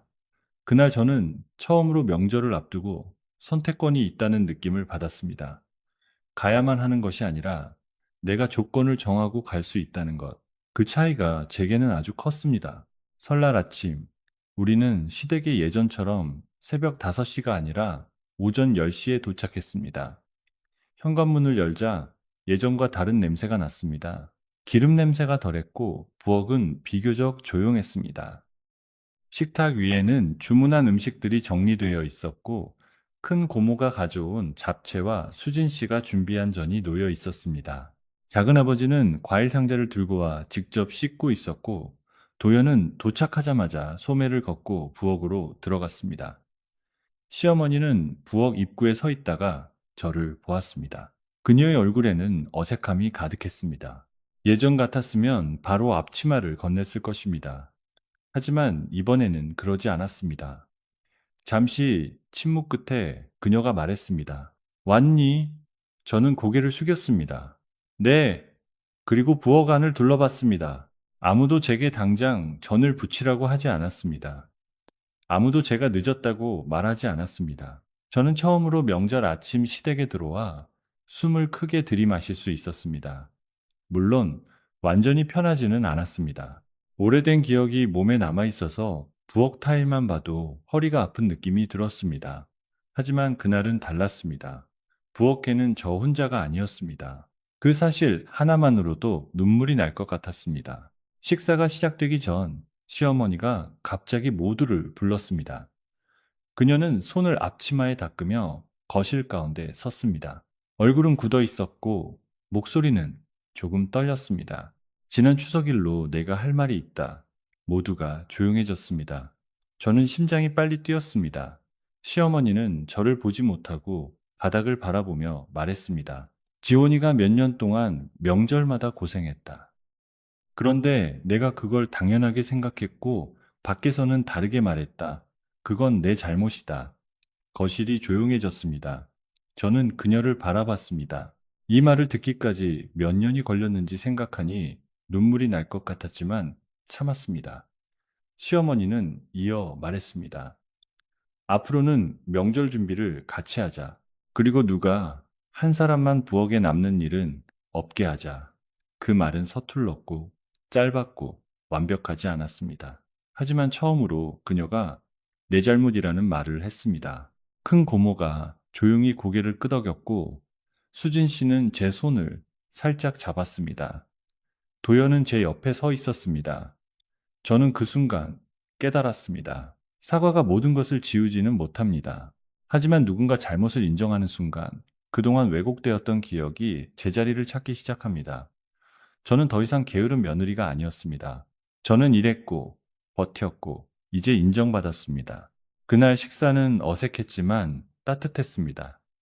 음식은 예전보다 조금 덜 화려했지만 이상하게 더 편했습니다. 도연과 작은아버지가 상을 차렸고 수진 씨와 큰고모가 반찬을 옮겼고 저는 하윤이 물컵을 챙긴 뒤 자리에 앉았습니다. 자리에 앉는 순간 제 손이 살짝 떨렸습니다. 명절 식탁에 처음부터 앉아 따뜻한 음식을 먹는 것이 이렇게 낯선 일일 줄 몰랐습니다. 시어머니는 제 앞에 국그릇을 놓으며 낮게 말했습니다. 먼저 먹어라. 식기 전에. 저는 그녀를 바라봤습니다.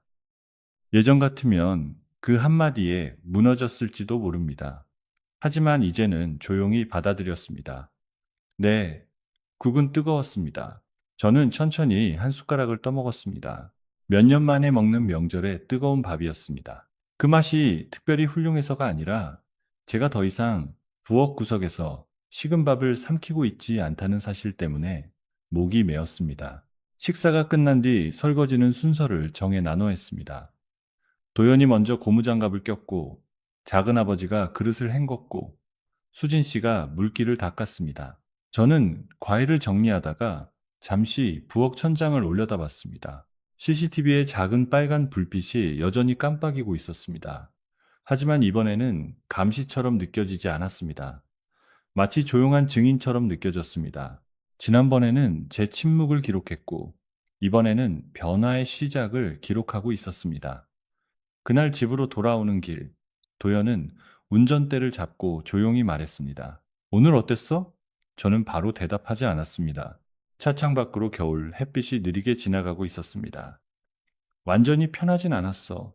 제가 말했습니다. 부엌에 들어갈 때마다 지난번 일이 생각났고, 어머니 말 한마디에도 긴장했어. 하지만 그래도 달랐어. 나 혼자가 아니었어. 도연은 고개를 끄덕였습니다. 앞으로도 그렇게 할게. 저는 그를 바라봤습니다. 한 번으로 끝나면 안 돼. 다음 명절도, 그 다음 명절도 계속 그래야 해. 도연은 짧게 대답했습니다. 알아. 저는 창밖을 보며 생각했습니다. 변화는 극적인 장면 하나로 완성되지 않습니다. CCTV가 공개된 날은 시작이었을 뿐입니다. 진짜 변화는 그 후에 누가 설거지를 하는지, 누가 음식을 준비하는지, 누가 힘든 사람을 알아보는지, 누가 침묵하지 않는지에서 결정됩니다. 저는 그 사실을 잊지 않기로 했습니다. 그리고 만약 다시 예전으로 돌아가려는 순간이 온다면 이번에는 카메라를 기다리지 않을 것입니다. 제 목소리로 말할 것입니다. 이건 아닙니다. 라고요. 그 말을 할 수 있게 된 것만으로도 저는 조금은 다른 사람이 되어 있었습니다. 그 설날 이후 저는 한동안 명절이라는 단어를 다시 배워야 했습니다. 예전에 제게 명절은 달력에 빨간색으로 표시된 휴일이 아니었습니다. 그것은 새벽 알람 소리였고, 장바구니 손잡이에 눌린 손바닥 자국이었고, 기름 냄새가 빠지지 않는 머리카락이었고, 아무도 보지 않는 부엌 구석에서 삼키던 식은 밥이었습니다. 사람들은 명절을 가족이 모이는 날이라고 했지만, 제게 명절은 가족들이 모일수록 제가 사라지는 날이었습니다. 모두가 거실에 앉아 웃을 때 저는 부엌에 있었고, 모두가 따뜻한 음식을 먹을 때 저는 싱크대 앞에 있었고, 모두가 배부르다며 등을 기대고 앉을 때 저는 설거지물에 손을 담그고 있었습니다. 그런데 그날 이후부터 적어도 제 안에서는 무언가가 바뀌었습니다. 명절을 두려워하는 마음이 완전히 사라진 것은 아니었습니다. 여전히 기름 냄새를 맡으면 손등에 화상 자국이 떠올랐고, 시댁 부엌 타일을 보면 숨이 답답해졌습니다. 하지만 이제 저는 알고 있었습니다. 그 부엌이 제 운명이 아니라는 것을요. 문이 닫혀 있다고 해서 계속 갇혀 있어야 하는 것은 아니고, 누가 당연하다고 말한다고 해서 정말 당연한 것은 아니라는 것을요. CCTV가 보여준 것은 단순히 시어머니의 거짓말이 아니었습니다. 그것은 제가 그동안 스스로도 제대로 보지 못했던 제 시간을 보여주었습니다. 저는 정말 많이 일했고, 정말 많이 참았고, 정말 오래 혼자였습니다. 그 사실을 인정하는 것부터 회복은 시작되었습니다. 시어머니는 한동안 저를 불편해했습니다. 예전처럼 전화를 걸어 이것저것 지시하지도 않았고, 갑자기 반찬을 만들러 오라거나 병원에 따라가 달라고 하지도 않았습니다. 처음엔 그 침묵이 어색했습니다. 너무 오래 시어머니의 호출에 맞춰 살아서인지 전화가 오지 않는 날에도 괜히 불안했습니다. 혹시 또 뒤에서 무슨 말을 하고 있을까? 친척들에게 내가 유난스러운 며느리라고 말하고 있을까? 도연에게 나 때문에 집안이 변했다고 원망하고 있을까? 그런 생각들이 들었습니다. 하지만 시간이 지나며 그 침묵은 점점 제 시간으로 바뀌었습니다. 명절 전날처럼 새벽까지 재료를 손질하지 않아도 되는 저녁, 주말 아침에 시어머니 집에 가지 않고 하윤이와 늦잠을 잘 수 있는 시간, 손목이 아프지 않은 일요일. 그런 날들이 쌓이자 저는 처음으로 제 몸이 얼마나 지쳐 있었는지 알게 되었습니다. 몸은 정직했습니다. 긴장이 풀리자 여기저기 아팠고 잠도 길어졌고 이유 없이 눈물이 나는 날도 있었습니다. 상담 선생님은 말했습니다. 오래 버틴 사람은 안전해진 뒤에야 아픔을 느끼기도 합니다. 저는 그 말을 듣고 울었습니다. 저는 그동안 괜찮았던 것이 아니라 아플 시간조차 없었던 것이었습니다. 도연은 실제로 달라지려고 애썼습니다. 처음에는 그 노력도 어색했습니다. 그는 퇴근 후 설거지를 하겠다고 했고, 시댁에서 연락이 오면 먼저 제 의사를 물었습니다. 이번 주말에 엄마가 밥 먹자고 하시는데 당신 괜찮아? 불편하면 나 혼자 다녀올게. 예전 같았으면 그는 엄마가 부르시니까 같이 가자고 했을 것입니다. 저는 처음엔 그 질문만으로도 마음이 복잡했습니다. 왜 이제야 묻는 걸까? 왜 나는 그동안 당연히 가야 하는 사람이었을까? 하지만 도연은 제가 바로 고맙다고 하지 않아도 조급해하지 않으려 했습니다. 어느 날 그는 말했습니다. 내가 뭘 조금 했다고 당신이 바로 마음 풀어주길 기대하면 그것도 이기적인 거겠지. 저는 그를 바라봤습니다. 그 말이 맞았습니다. 사과는 상대가 받아줘야 완성되는 것이 아니라 잘못한 사람이 계속 책임지는 과정입니다. 도연은 명절 준비 목록뿐 아니라 평소 집안일도 나누기 시작했습니다. 장보기, 음식물 쓰레기 버리기, 하윤이 어린이집 준비물 챙기기, 주말 아침 식사 준비. 처음에는 서툴렀습니다. 그는 반찬통 위치도 몰랐고 하윤이 여벌 옷을 잘못 챙기기도 했습니다. 하지만 저는 더 이상 그의 서툼을 대신 메워주지 않았습니다. 당신도 익숙해지면 돼 라고 말했습니다. 제가 그동안 처음부터 잘해서 했던 것이 아니었던 것처럼 그도 배워야 했습니다. 가족의 일은 누군가 타고난 사람이 맡는 것이 아니라 함께 살아가는 사람이 함께 배워야 하는 일이었습니다. 시어머니의 첫 번째 진짜 사과는 예상보다 늦게 왔습니다. CCTV 사건이 있고 3달쯤 지난 뒤였습니다. 그녀는 도연을 통해 만나고 싶다고 전했습니다. 저는 바로 응하지 않았습니다. 준비가 되지 않았기 때문입니다. 예전에는 어른이 보자고 하면 가야 했고, 사과하겠다고 하면 받아야 했고, 집안 어른의 체면을 세워야 한다고 생각했습니다. 하지만 이제는 달랐습니다. 저는 제 마음의 속도를 먼저 생각했습니다. 며칠을 고민한 끝에 저는 집이 아니라 조용한 카페에서 만나자고 했습니다. 시어머니는 약속 시간보다 먼저 와 있었습니다. 평소처럼 당당하게 앉아 있지 않았습니다. 손가락으로 찻잔을 만지작거리고 있었습니다. 제가 자리에 앉자 그녀는 한참 동안 말을 꺼내지 못했습니다. 결국 먼저 나온 말은 미안하다였습니다. 저는 아무 대답도 하지 않았습니다. 그녀는 고개를 숙인 채 계속 말했습니다. 처음에는 내가 뭘 그렇게 잘못했는지 몰랐다. 명절에 며느리가 일하는 건 당연하다고 생각했다. 나도 그렇게 살았으니까. 그런데 영상을 다시 생각해 보니 네가 일한 것보다 내가 네 일을 지운 게 더 못됐더라. 네가 한 일을 내가 한 것처럼 말하고 네가 힘든 걸 게으른 것처럼 말하고 네가 아픈 걸 호들갑처럼 말했더라. 그 말을 듣는 순간 제 목이 메었습니다. 저는 바로 용서한다고 말하지 않았습니다. 하지만 처음으로 시어머니가 문제의 핵심을 말하고 있다는 것은 알 수 있었습니다. 그녀는 단순히 말이 심했다라고 하지 않았습니다. 제가 한 일을 지웠다고 말했습니다. 그 한 문장이 제게는 중요했습니다. 저는 시어머니에게 조용히 말했습니다. 어머니, 저는 명절 음식을 한 게 억울한 게 아니었어요. 제가 한 일을 아무도 보지 않았고 오히려 안 한 사람처럼 말해진 게 억울했어요. 저는 좋은 며느리가 되고 싶어서 참았는데 참을수록 더 쉽게 부려지는 사람이 됐어요. 시어머니는 눈을 감았습니다. 안다. 이제 조금 알 것 같다. 저는 고개를 저었습니다. 조금 아는 것만으로는 부족해요.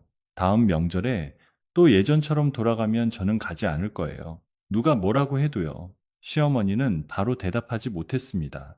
예전의 그녀라면 그 자리에서 화를 냈을 것입니다. 며느리가 어른한테 조건을 거느냐고 했을 것입니다. 하지만 그날 그녀는 한참 뒤에 고개를 끄덕였습니다. 그래, 네가 그렇게 해도 된다. 그 말이 완전한 변화의 증거라고는 생각하지 않았습니다. 하지만 적어도 처음으로 그녀는 제 거절할 권리를 인정했습니다. 저는 카페를 나오며 이상한 기분이 들었습니다. 마음이 완전히 풀린 것은 아니었지만 오랫동안 엉켜있던 실타래의 한쪽 끝을 찾은 것 같았습니다. 용서는 아직 멀었지만 적어도 진실은 제자리로 조금 돌아오고 있었습니다. 그 다음 명절은 이전과 전혀 달랐습니다. 음식은 대부분 주문했고 각 집에서 한 가지씩만 가져왔습니다. 남자들은 거실에 앉아 있지 않았습니다.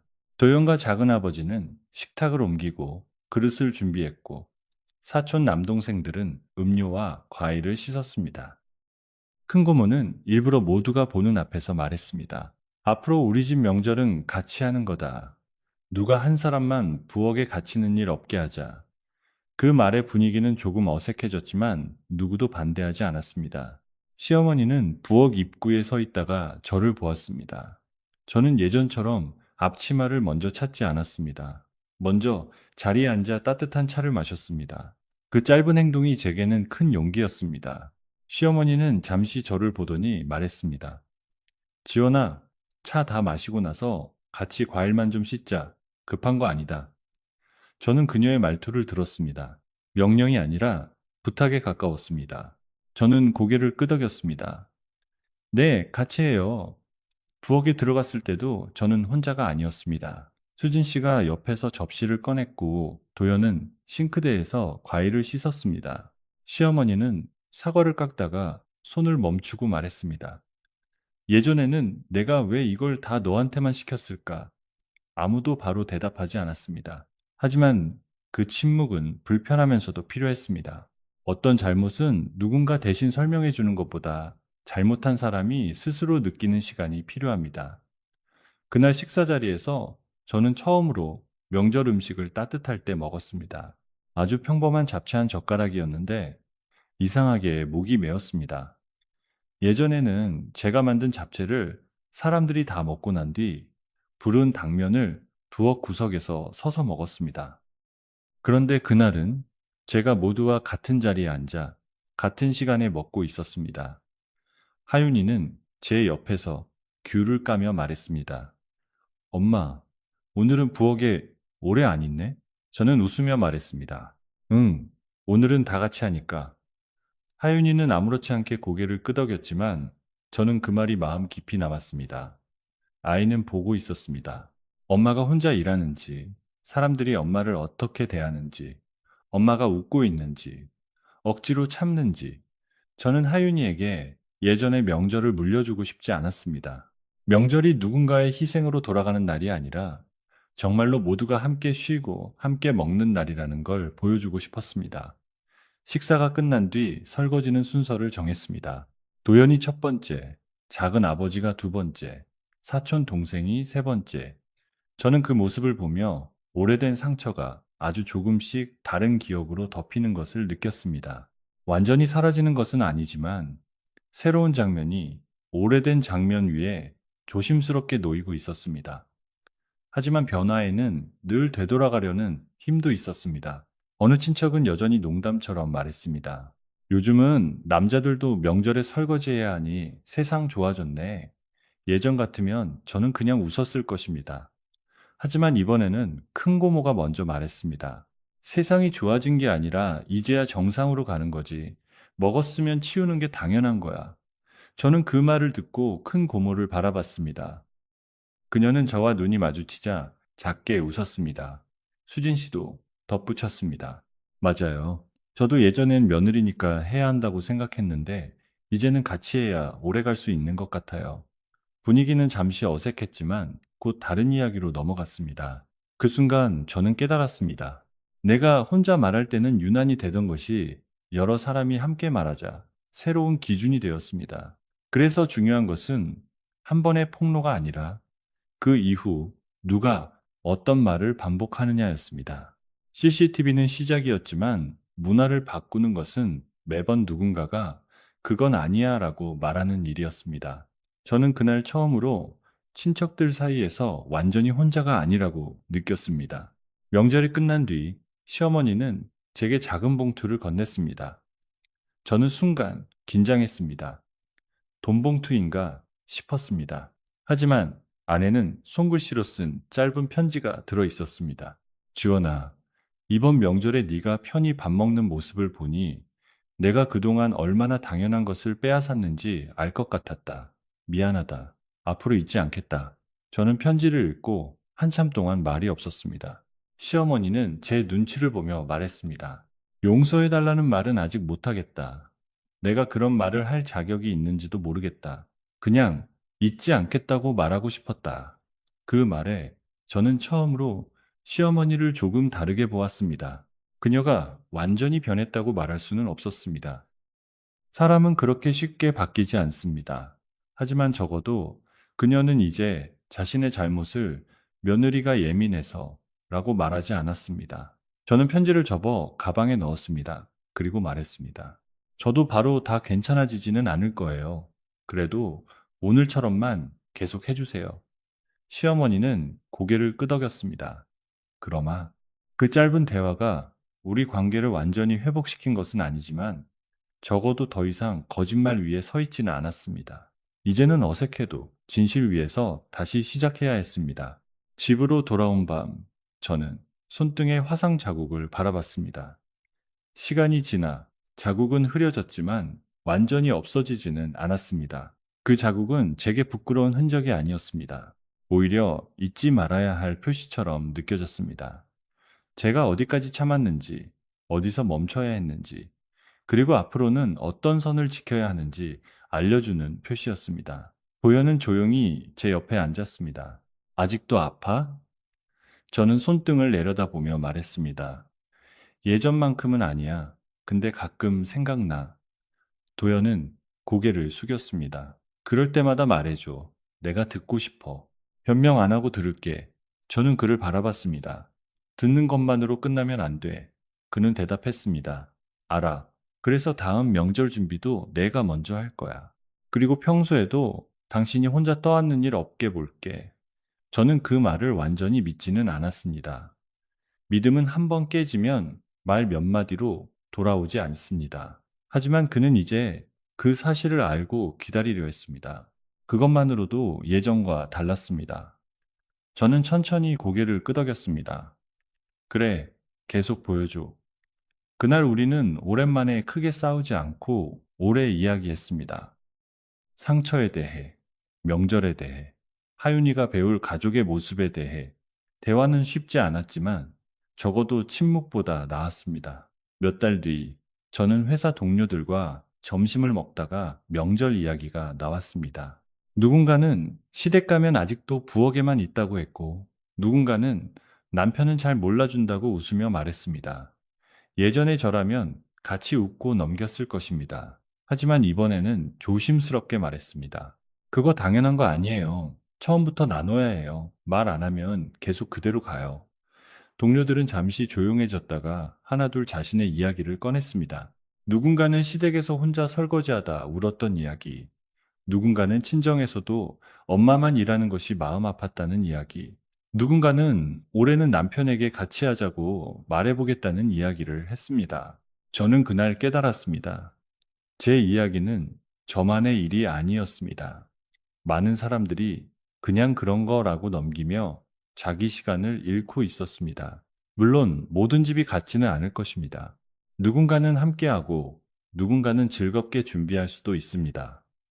문제는 일이 아니라 당연함입니다. 누가 원해서 하는지, 누가 강요받는지, 누가 인정받고 누가 지워지는지.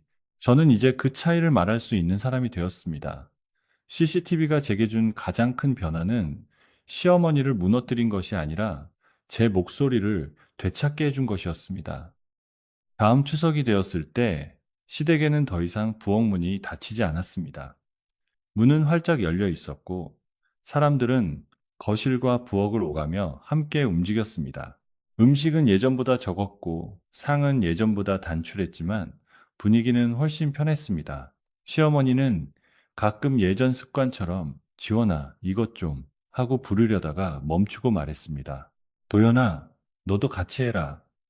도연은 자연스럽게 일어났고 작은 아버지도 따라 일어났습니다. 저는 그 장면을 보며 조용히 미소 지었습니다. 완벽하지 않아도 괜찮았습니다. 중요한 것은 누군가 혼자 사라지지 않는다는 것이었습니다. 그날 저녁 식사가 끝난 뒤 모두가 설거지를 나누는 동안 하윤이가 부엌 입구에 서서 물었습니다. 엄마, 명절은 다 같이 하는 날이야? 저는 아이를 바라봤습니다. 그리고 천천히 대답했습니다. 응, 명절은 다 같이 하는 날이야. 누구 한 사람만 힘든 날이 아니야. 하윤이는 고개를 끄덕이고 사촌들과 놀러 갔습니다. 그 단순한 질문과 대답이 제게는 오래 남았습니다. 어쩌면 우리는 이렇게 다음 세대에게 다른 기억을 줄 수 있습니다. 엄마가 부엌에 갇힌 명절이 아니라 모두가 함께 움직이는 명절. 누군가가 지워지는 가족이 아니라 서로의 수고를 보는 가족. 지금도 저는 그날 CCTV 화면을 완전히 잊지 못합니다. 화면 속에 저는 새벽부터 밤까지 말없이 움직이고 있었습니다. 그때의 저는 외로웠고 억울했고 지쳐 있었습니다. 하지만 이제 그 화면을 떠올리면 조금 다른 마음도 듭니다. 그 화면 속에 제가 있었기 때문에 지금의 제가 있습니다. 더 이상 참지 않겠다고 결심한 저, 좋은 며느리라는 이름으로 자신을 지우지 않기로 한 저, 가족이라는 말이 누군가의 희생을 가리는데 쓰이면 안 된다고 말할 수 있게 된 저, 저는 한때 명절마다 부엌에 갇혔습니다. 하지만 사실 저를 가둔 것은 부엌 문만이 아니었습니다. 어른 말은 참아야 한다는 생각, 며느리는 희생해야 한다는 분위기, 남편이 불편해질까봐 삼킨 말들, 그리고 제 스스로 이 정도는 참아야 좋은 사람이라고 믿었던 마음이 저를 가두고 있었습니다. CCTV는 그 문 중 하나를 열어주었을 뿐입니다. 나머지 문은 제가 열어야 했습니다. 그리고 저는 이제 그 문 밖으로 나와 있습니다. 저는 이제 명절을 두려워만 하지 않습니다. 물론 여전히 조심스럽고 가끔은 긴장합니다. 하지만 이제는 제 자리가 부엌 구석이라고 생각하지 않습니다. 저는 함께 준비할 수 있고, 함께 먹을 수 있고, 힘들면 힘들다고 말할 수 있습니다. 누군가 제 노동을 지우려 하면 바로 말할 것입니다. 그건 사실이 아닙니다. 누군가 전통이라는 이름으로 한 사람에게만 희생을 요구하면 말할 것입니다. 전통도 사람을 살리는 방식이어야 합니다. 그리고 도연이 다시 침묵하려 한다면 저는 기다리지 않을 것입니다. 당신이 말해야 할 차례야 라고 말할 것입니다. 가족은 한 사람의 인내로 유지되는 것이 아닙니다. 누군가의 침묵 위에 놓인 밥상은 따뜻해 보여도 결국 차갑습니다. 진짜 가족이라면 누가 음식을 만들었는지 보고 누가 지쳤는지 살피고 누가 혼자 남았는지 돌아봐야 합니다. 그날 친척들이 하나둘 자리를 뜬 것은 단순히 CCTV가 충격적이어서가 아니었습니다. 그들은 그 밥상이 누군가의 보이지 않는 희생 위에 차려졌다는 사실을 마주했기 때문에 더 이상 앉아 있을 수 없었던 것입니다. 돌이켜보면 저는 오랫동안 좋은 며느리가 되려고 애썼습니다. 새벽에 일찍 가고 말없이 일하고 지쳐도 웃고 억울해도 참았습니다. 하지만 이제 압니다. 좋은 며느리가 된다는 것이 자기 자신을 없애는 뜻이어서는 안 됩니다. 좋은 가족이란 한 사람을 부엌에 가두고 나머지가 거실에서 웃는 모습이 아닙니다. 좋은 가족이란 누군가가 일어나면 함께 일어나고, 누군가가 힘들면 멈추고, 누군가가 보이지 않으면 찾으러 가는 사람들입니다. 저는 명절마다 부엌에 갇혔던 며느리였습니다. 그러나 이제는 그 부엌 문을 열고 나와 제 자리로 돌아온 사람입니다. CCTV가 공개한 것은 제 하루였지만 그 하루 안에는 여러 해의 침묵이 담겨 있었습니다. 그리고 그 침묵이 깨진 날, 저는 처음으로 알았습니다. 내 수고를 내가 먼저 인정해야 한다는 것을요. 내 시간이 누군가의 체면보다 가볍지 않다는 것을요. 가족이라는 이름으로 나를 지우는 사람들 앞에서는 착하게 참는 것보다 분명하게 말하는 것이 더 필요한 순간이 있다는 것을요. 그래서 저는 이제 더 이상 명절이 오면 부엌부터 떠올리지 않습니다. 저는 식탁을 떠올립니다. 모두가 함께 앉고, 함께 먹고, 함께 치우는 식탁. 그리고 그 식탁 한가운데 저도 당연히 앉아 있습니다.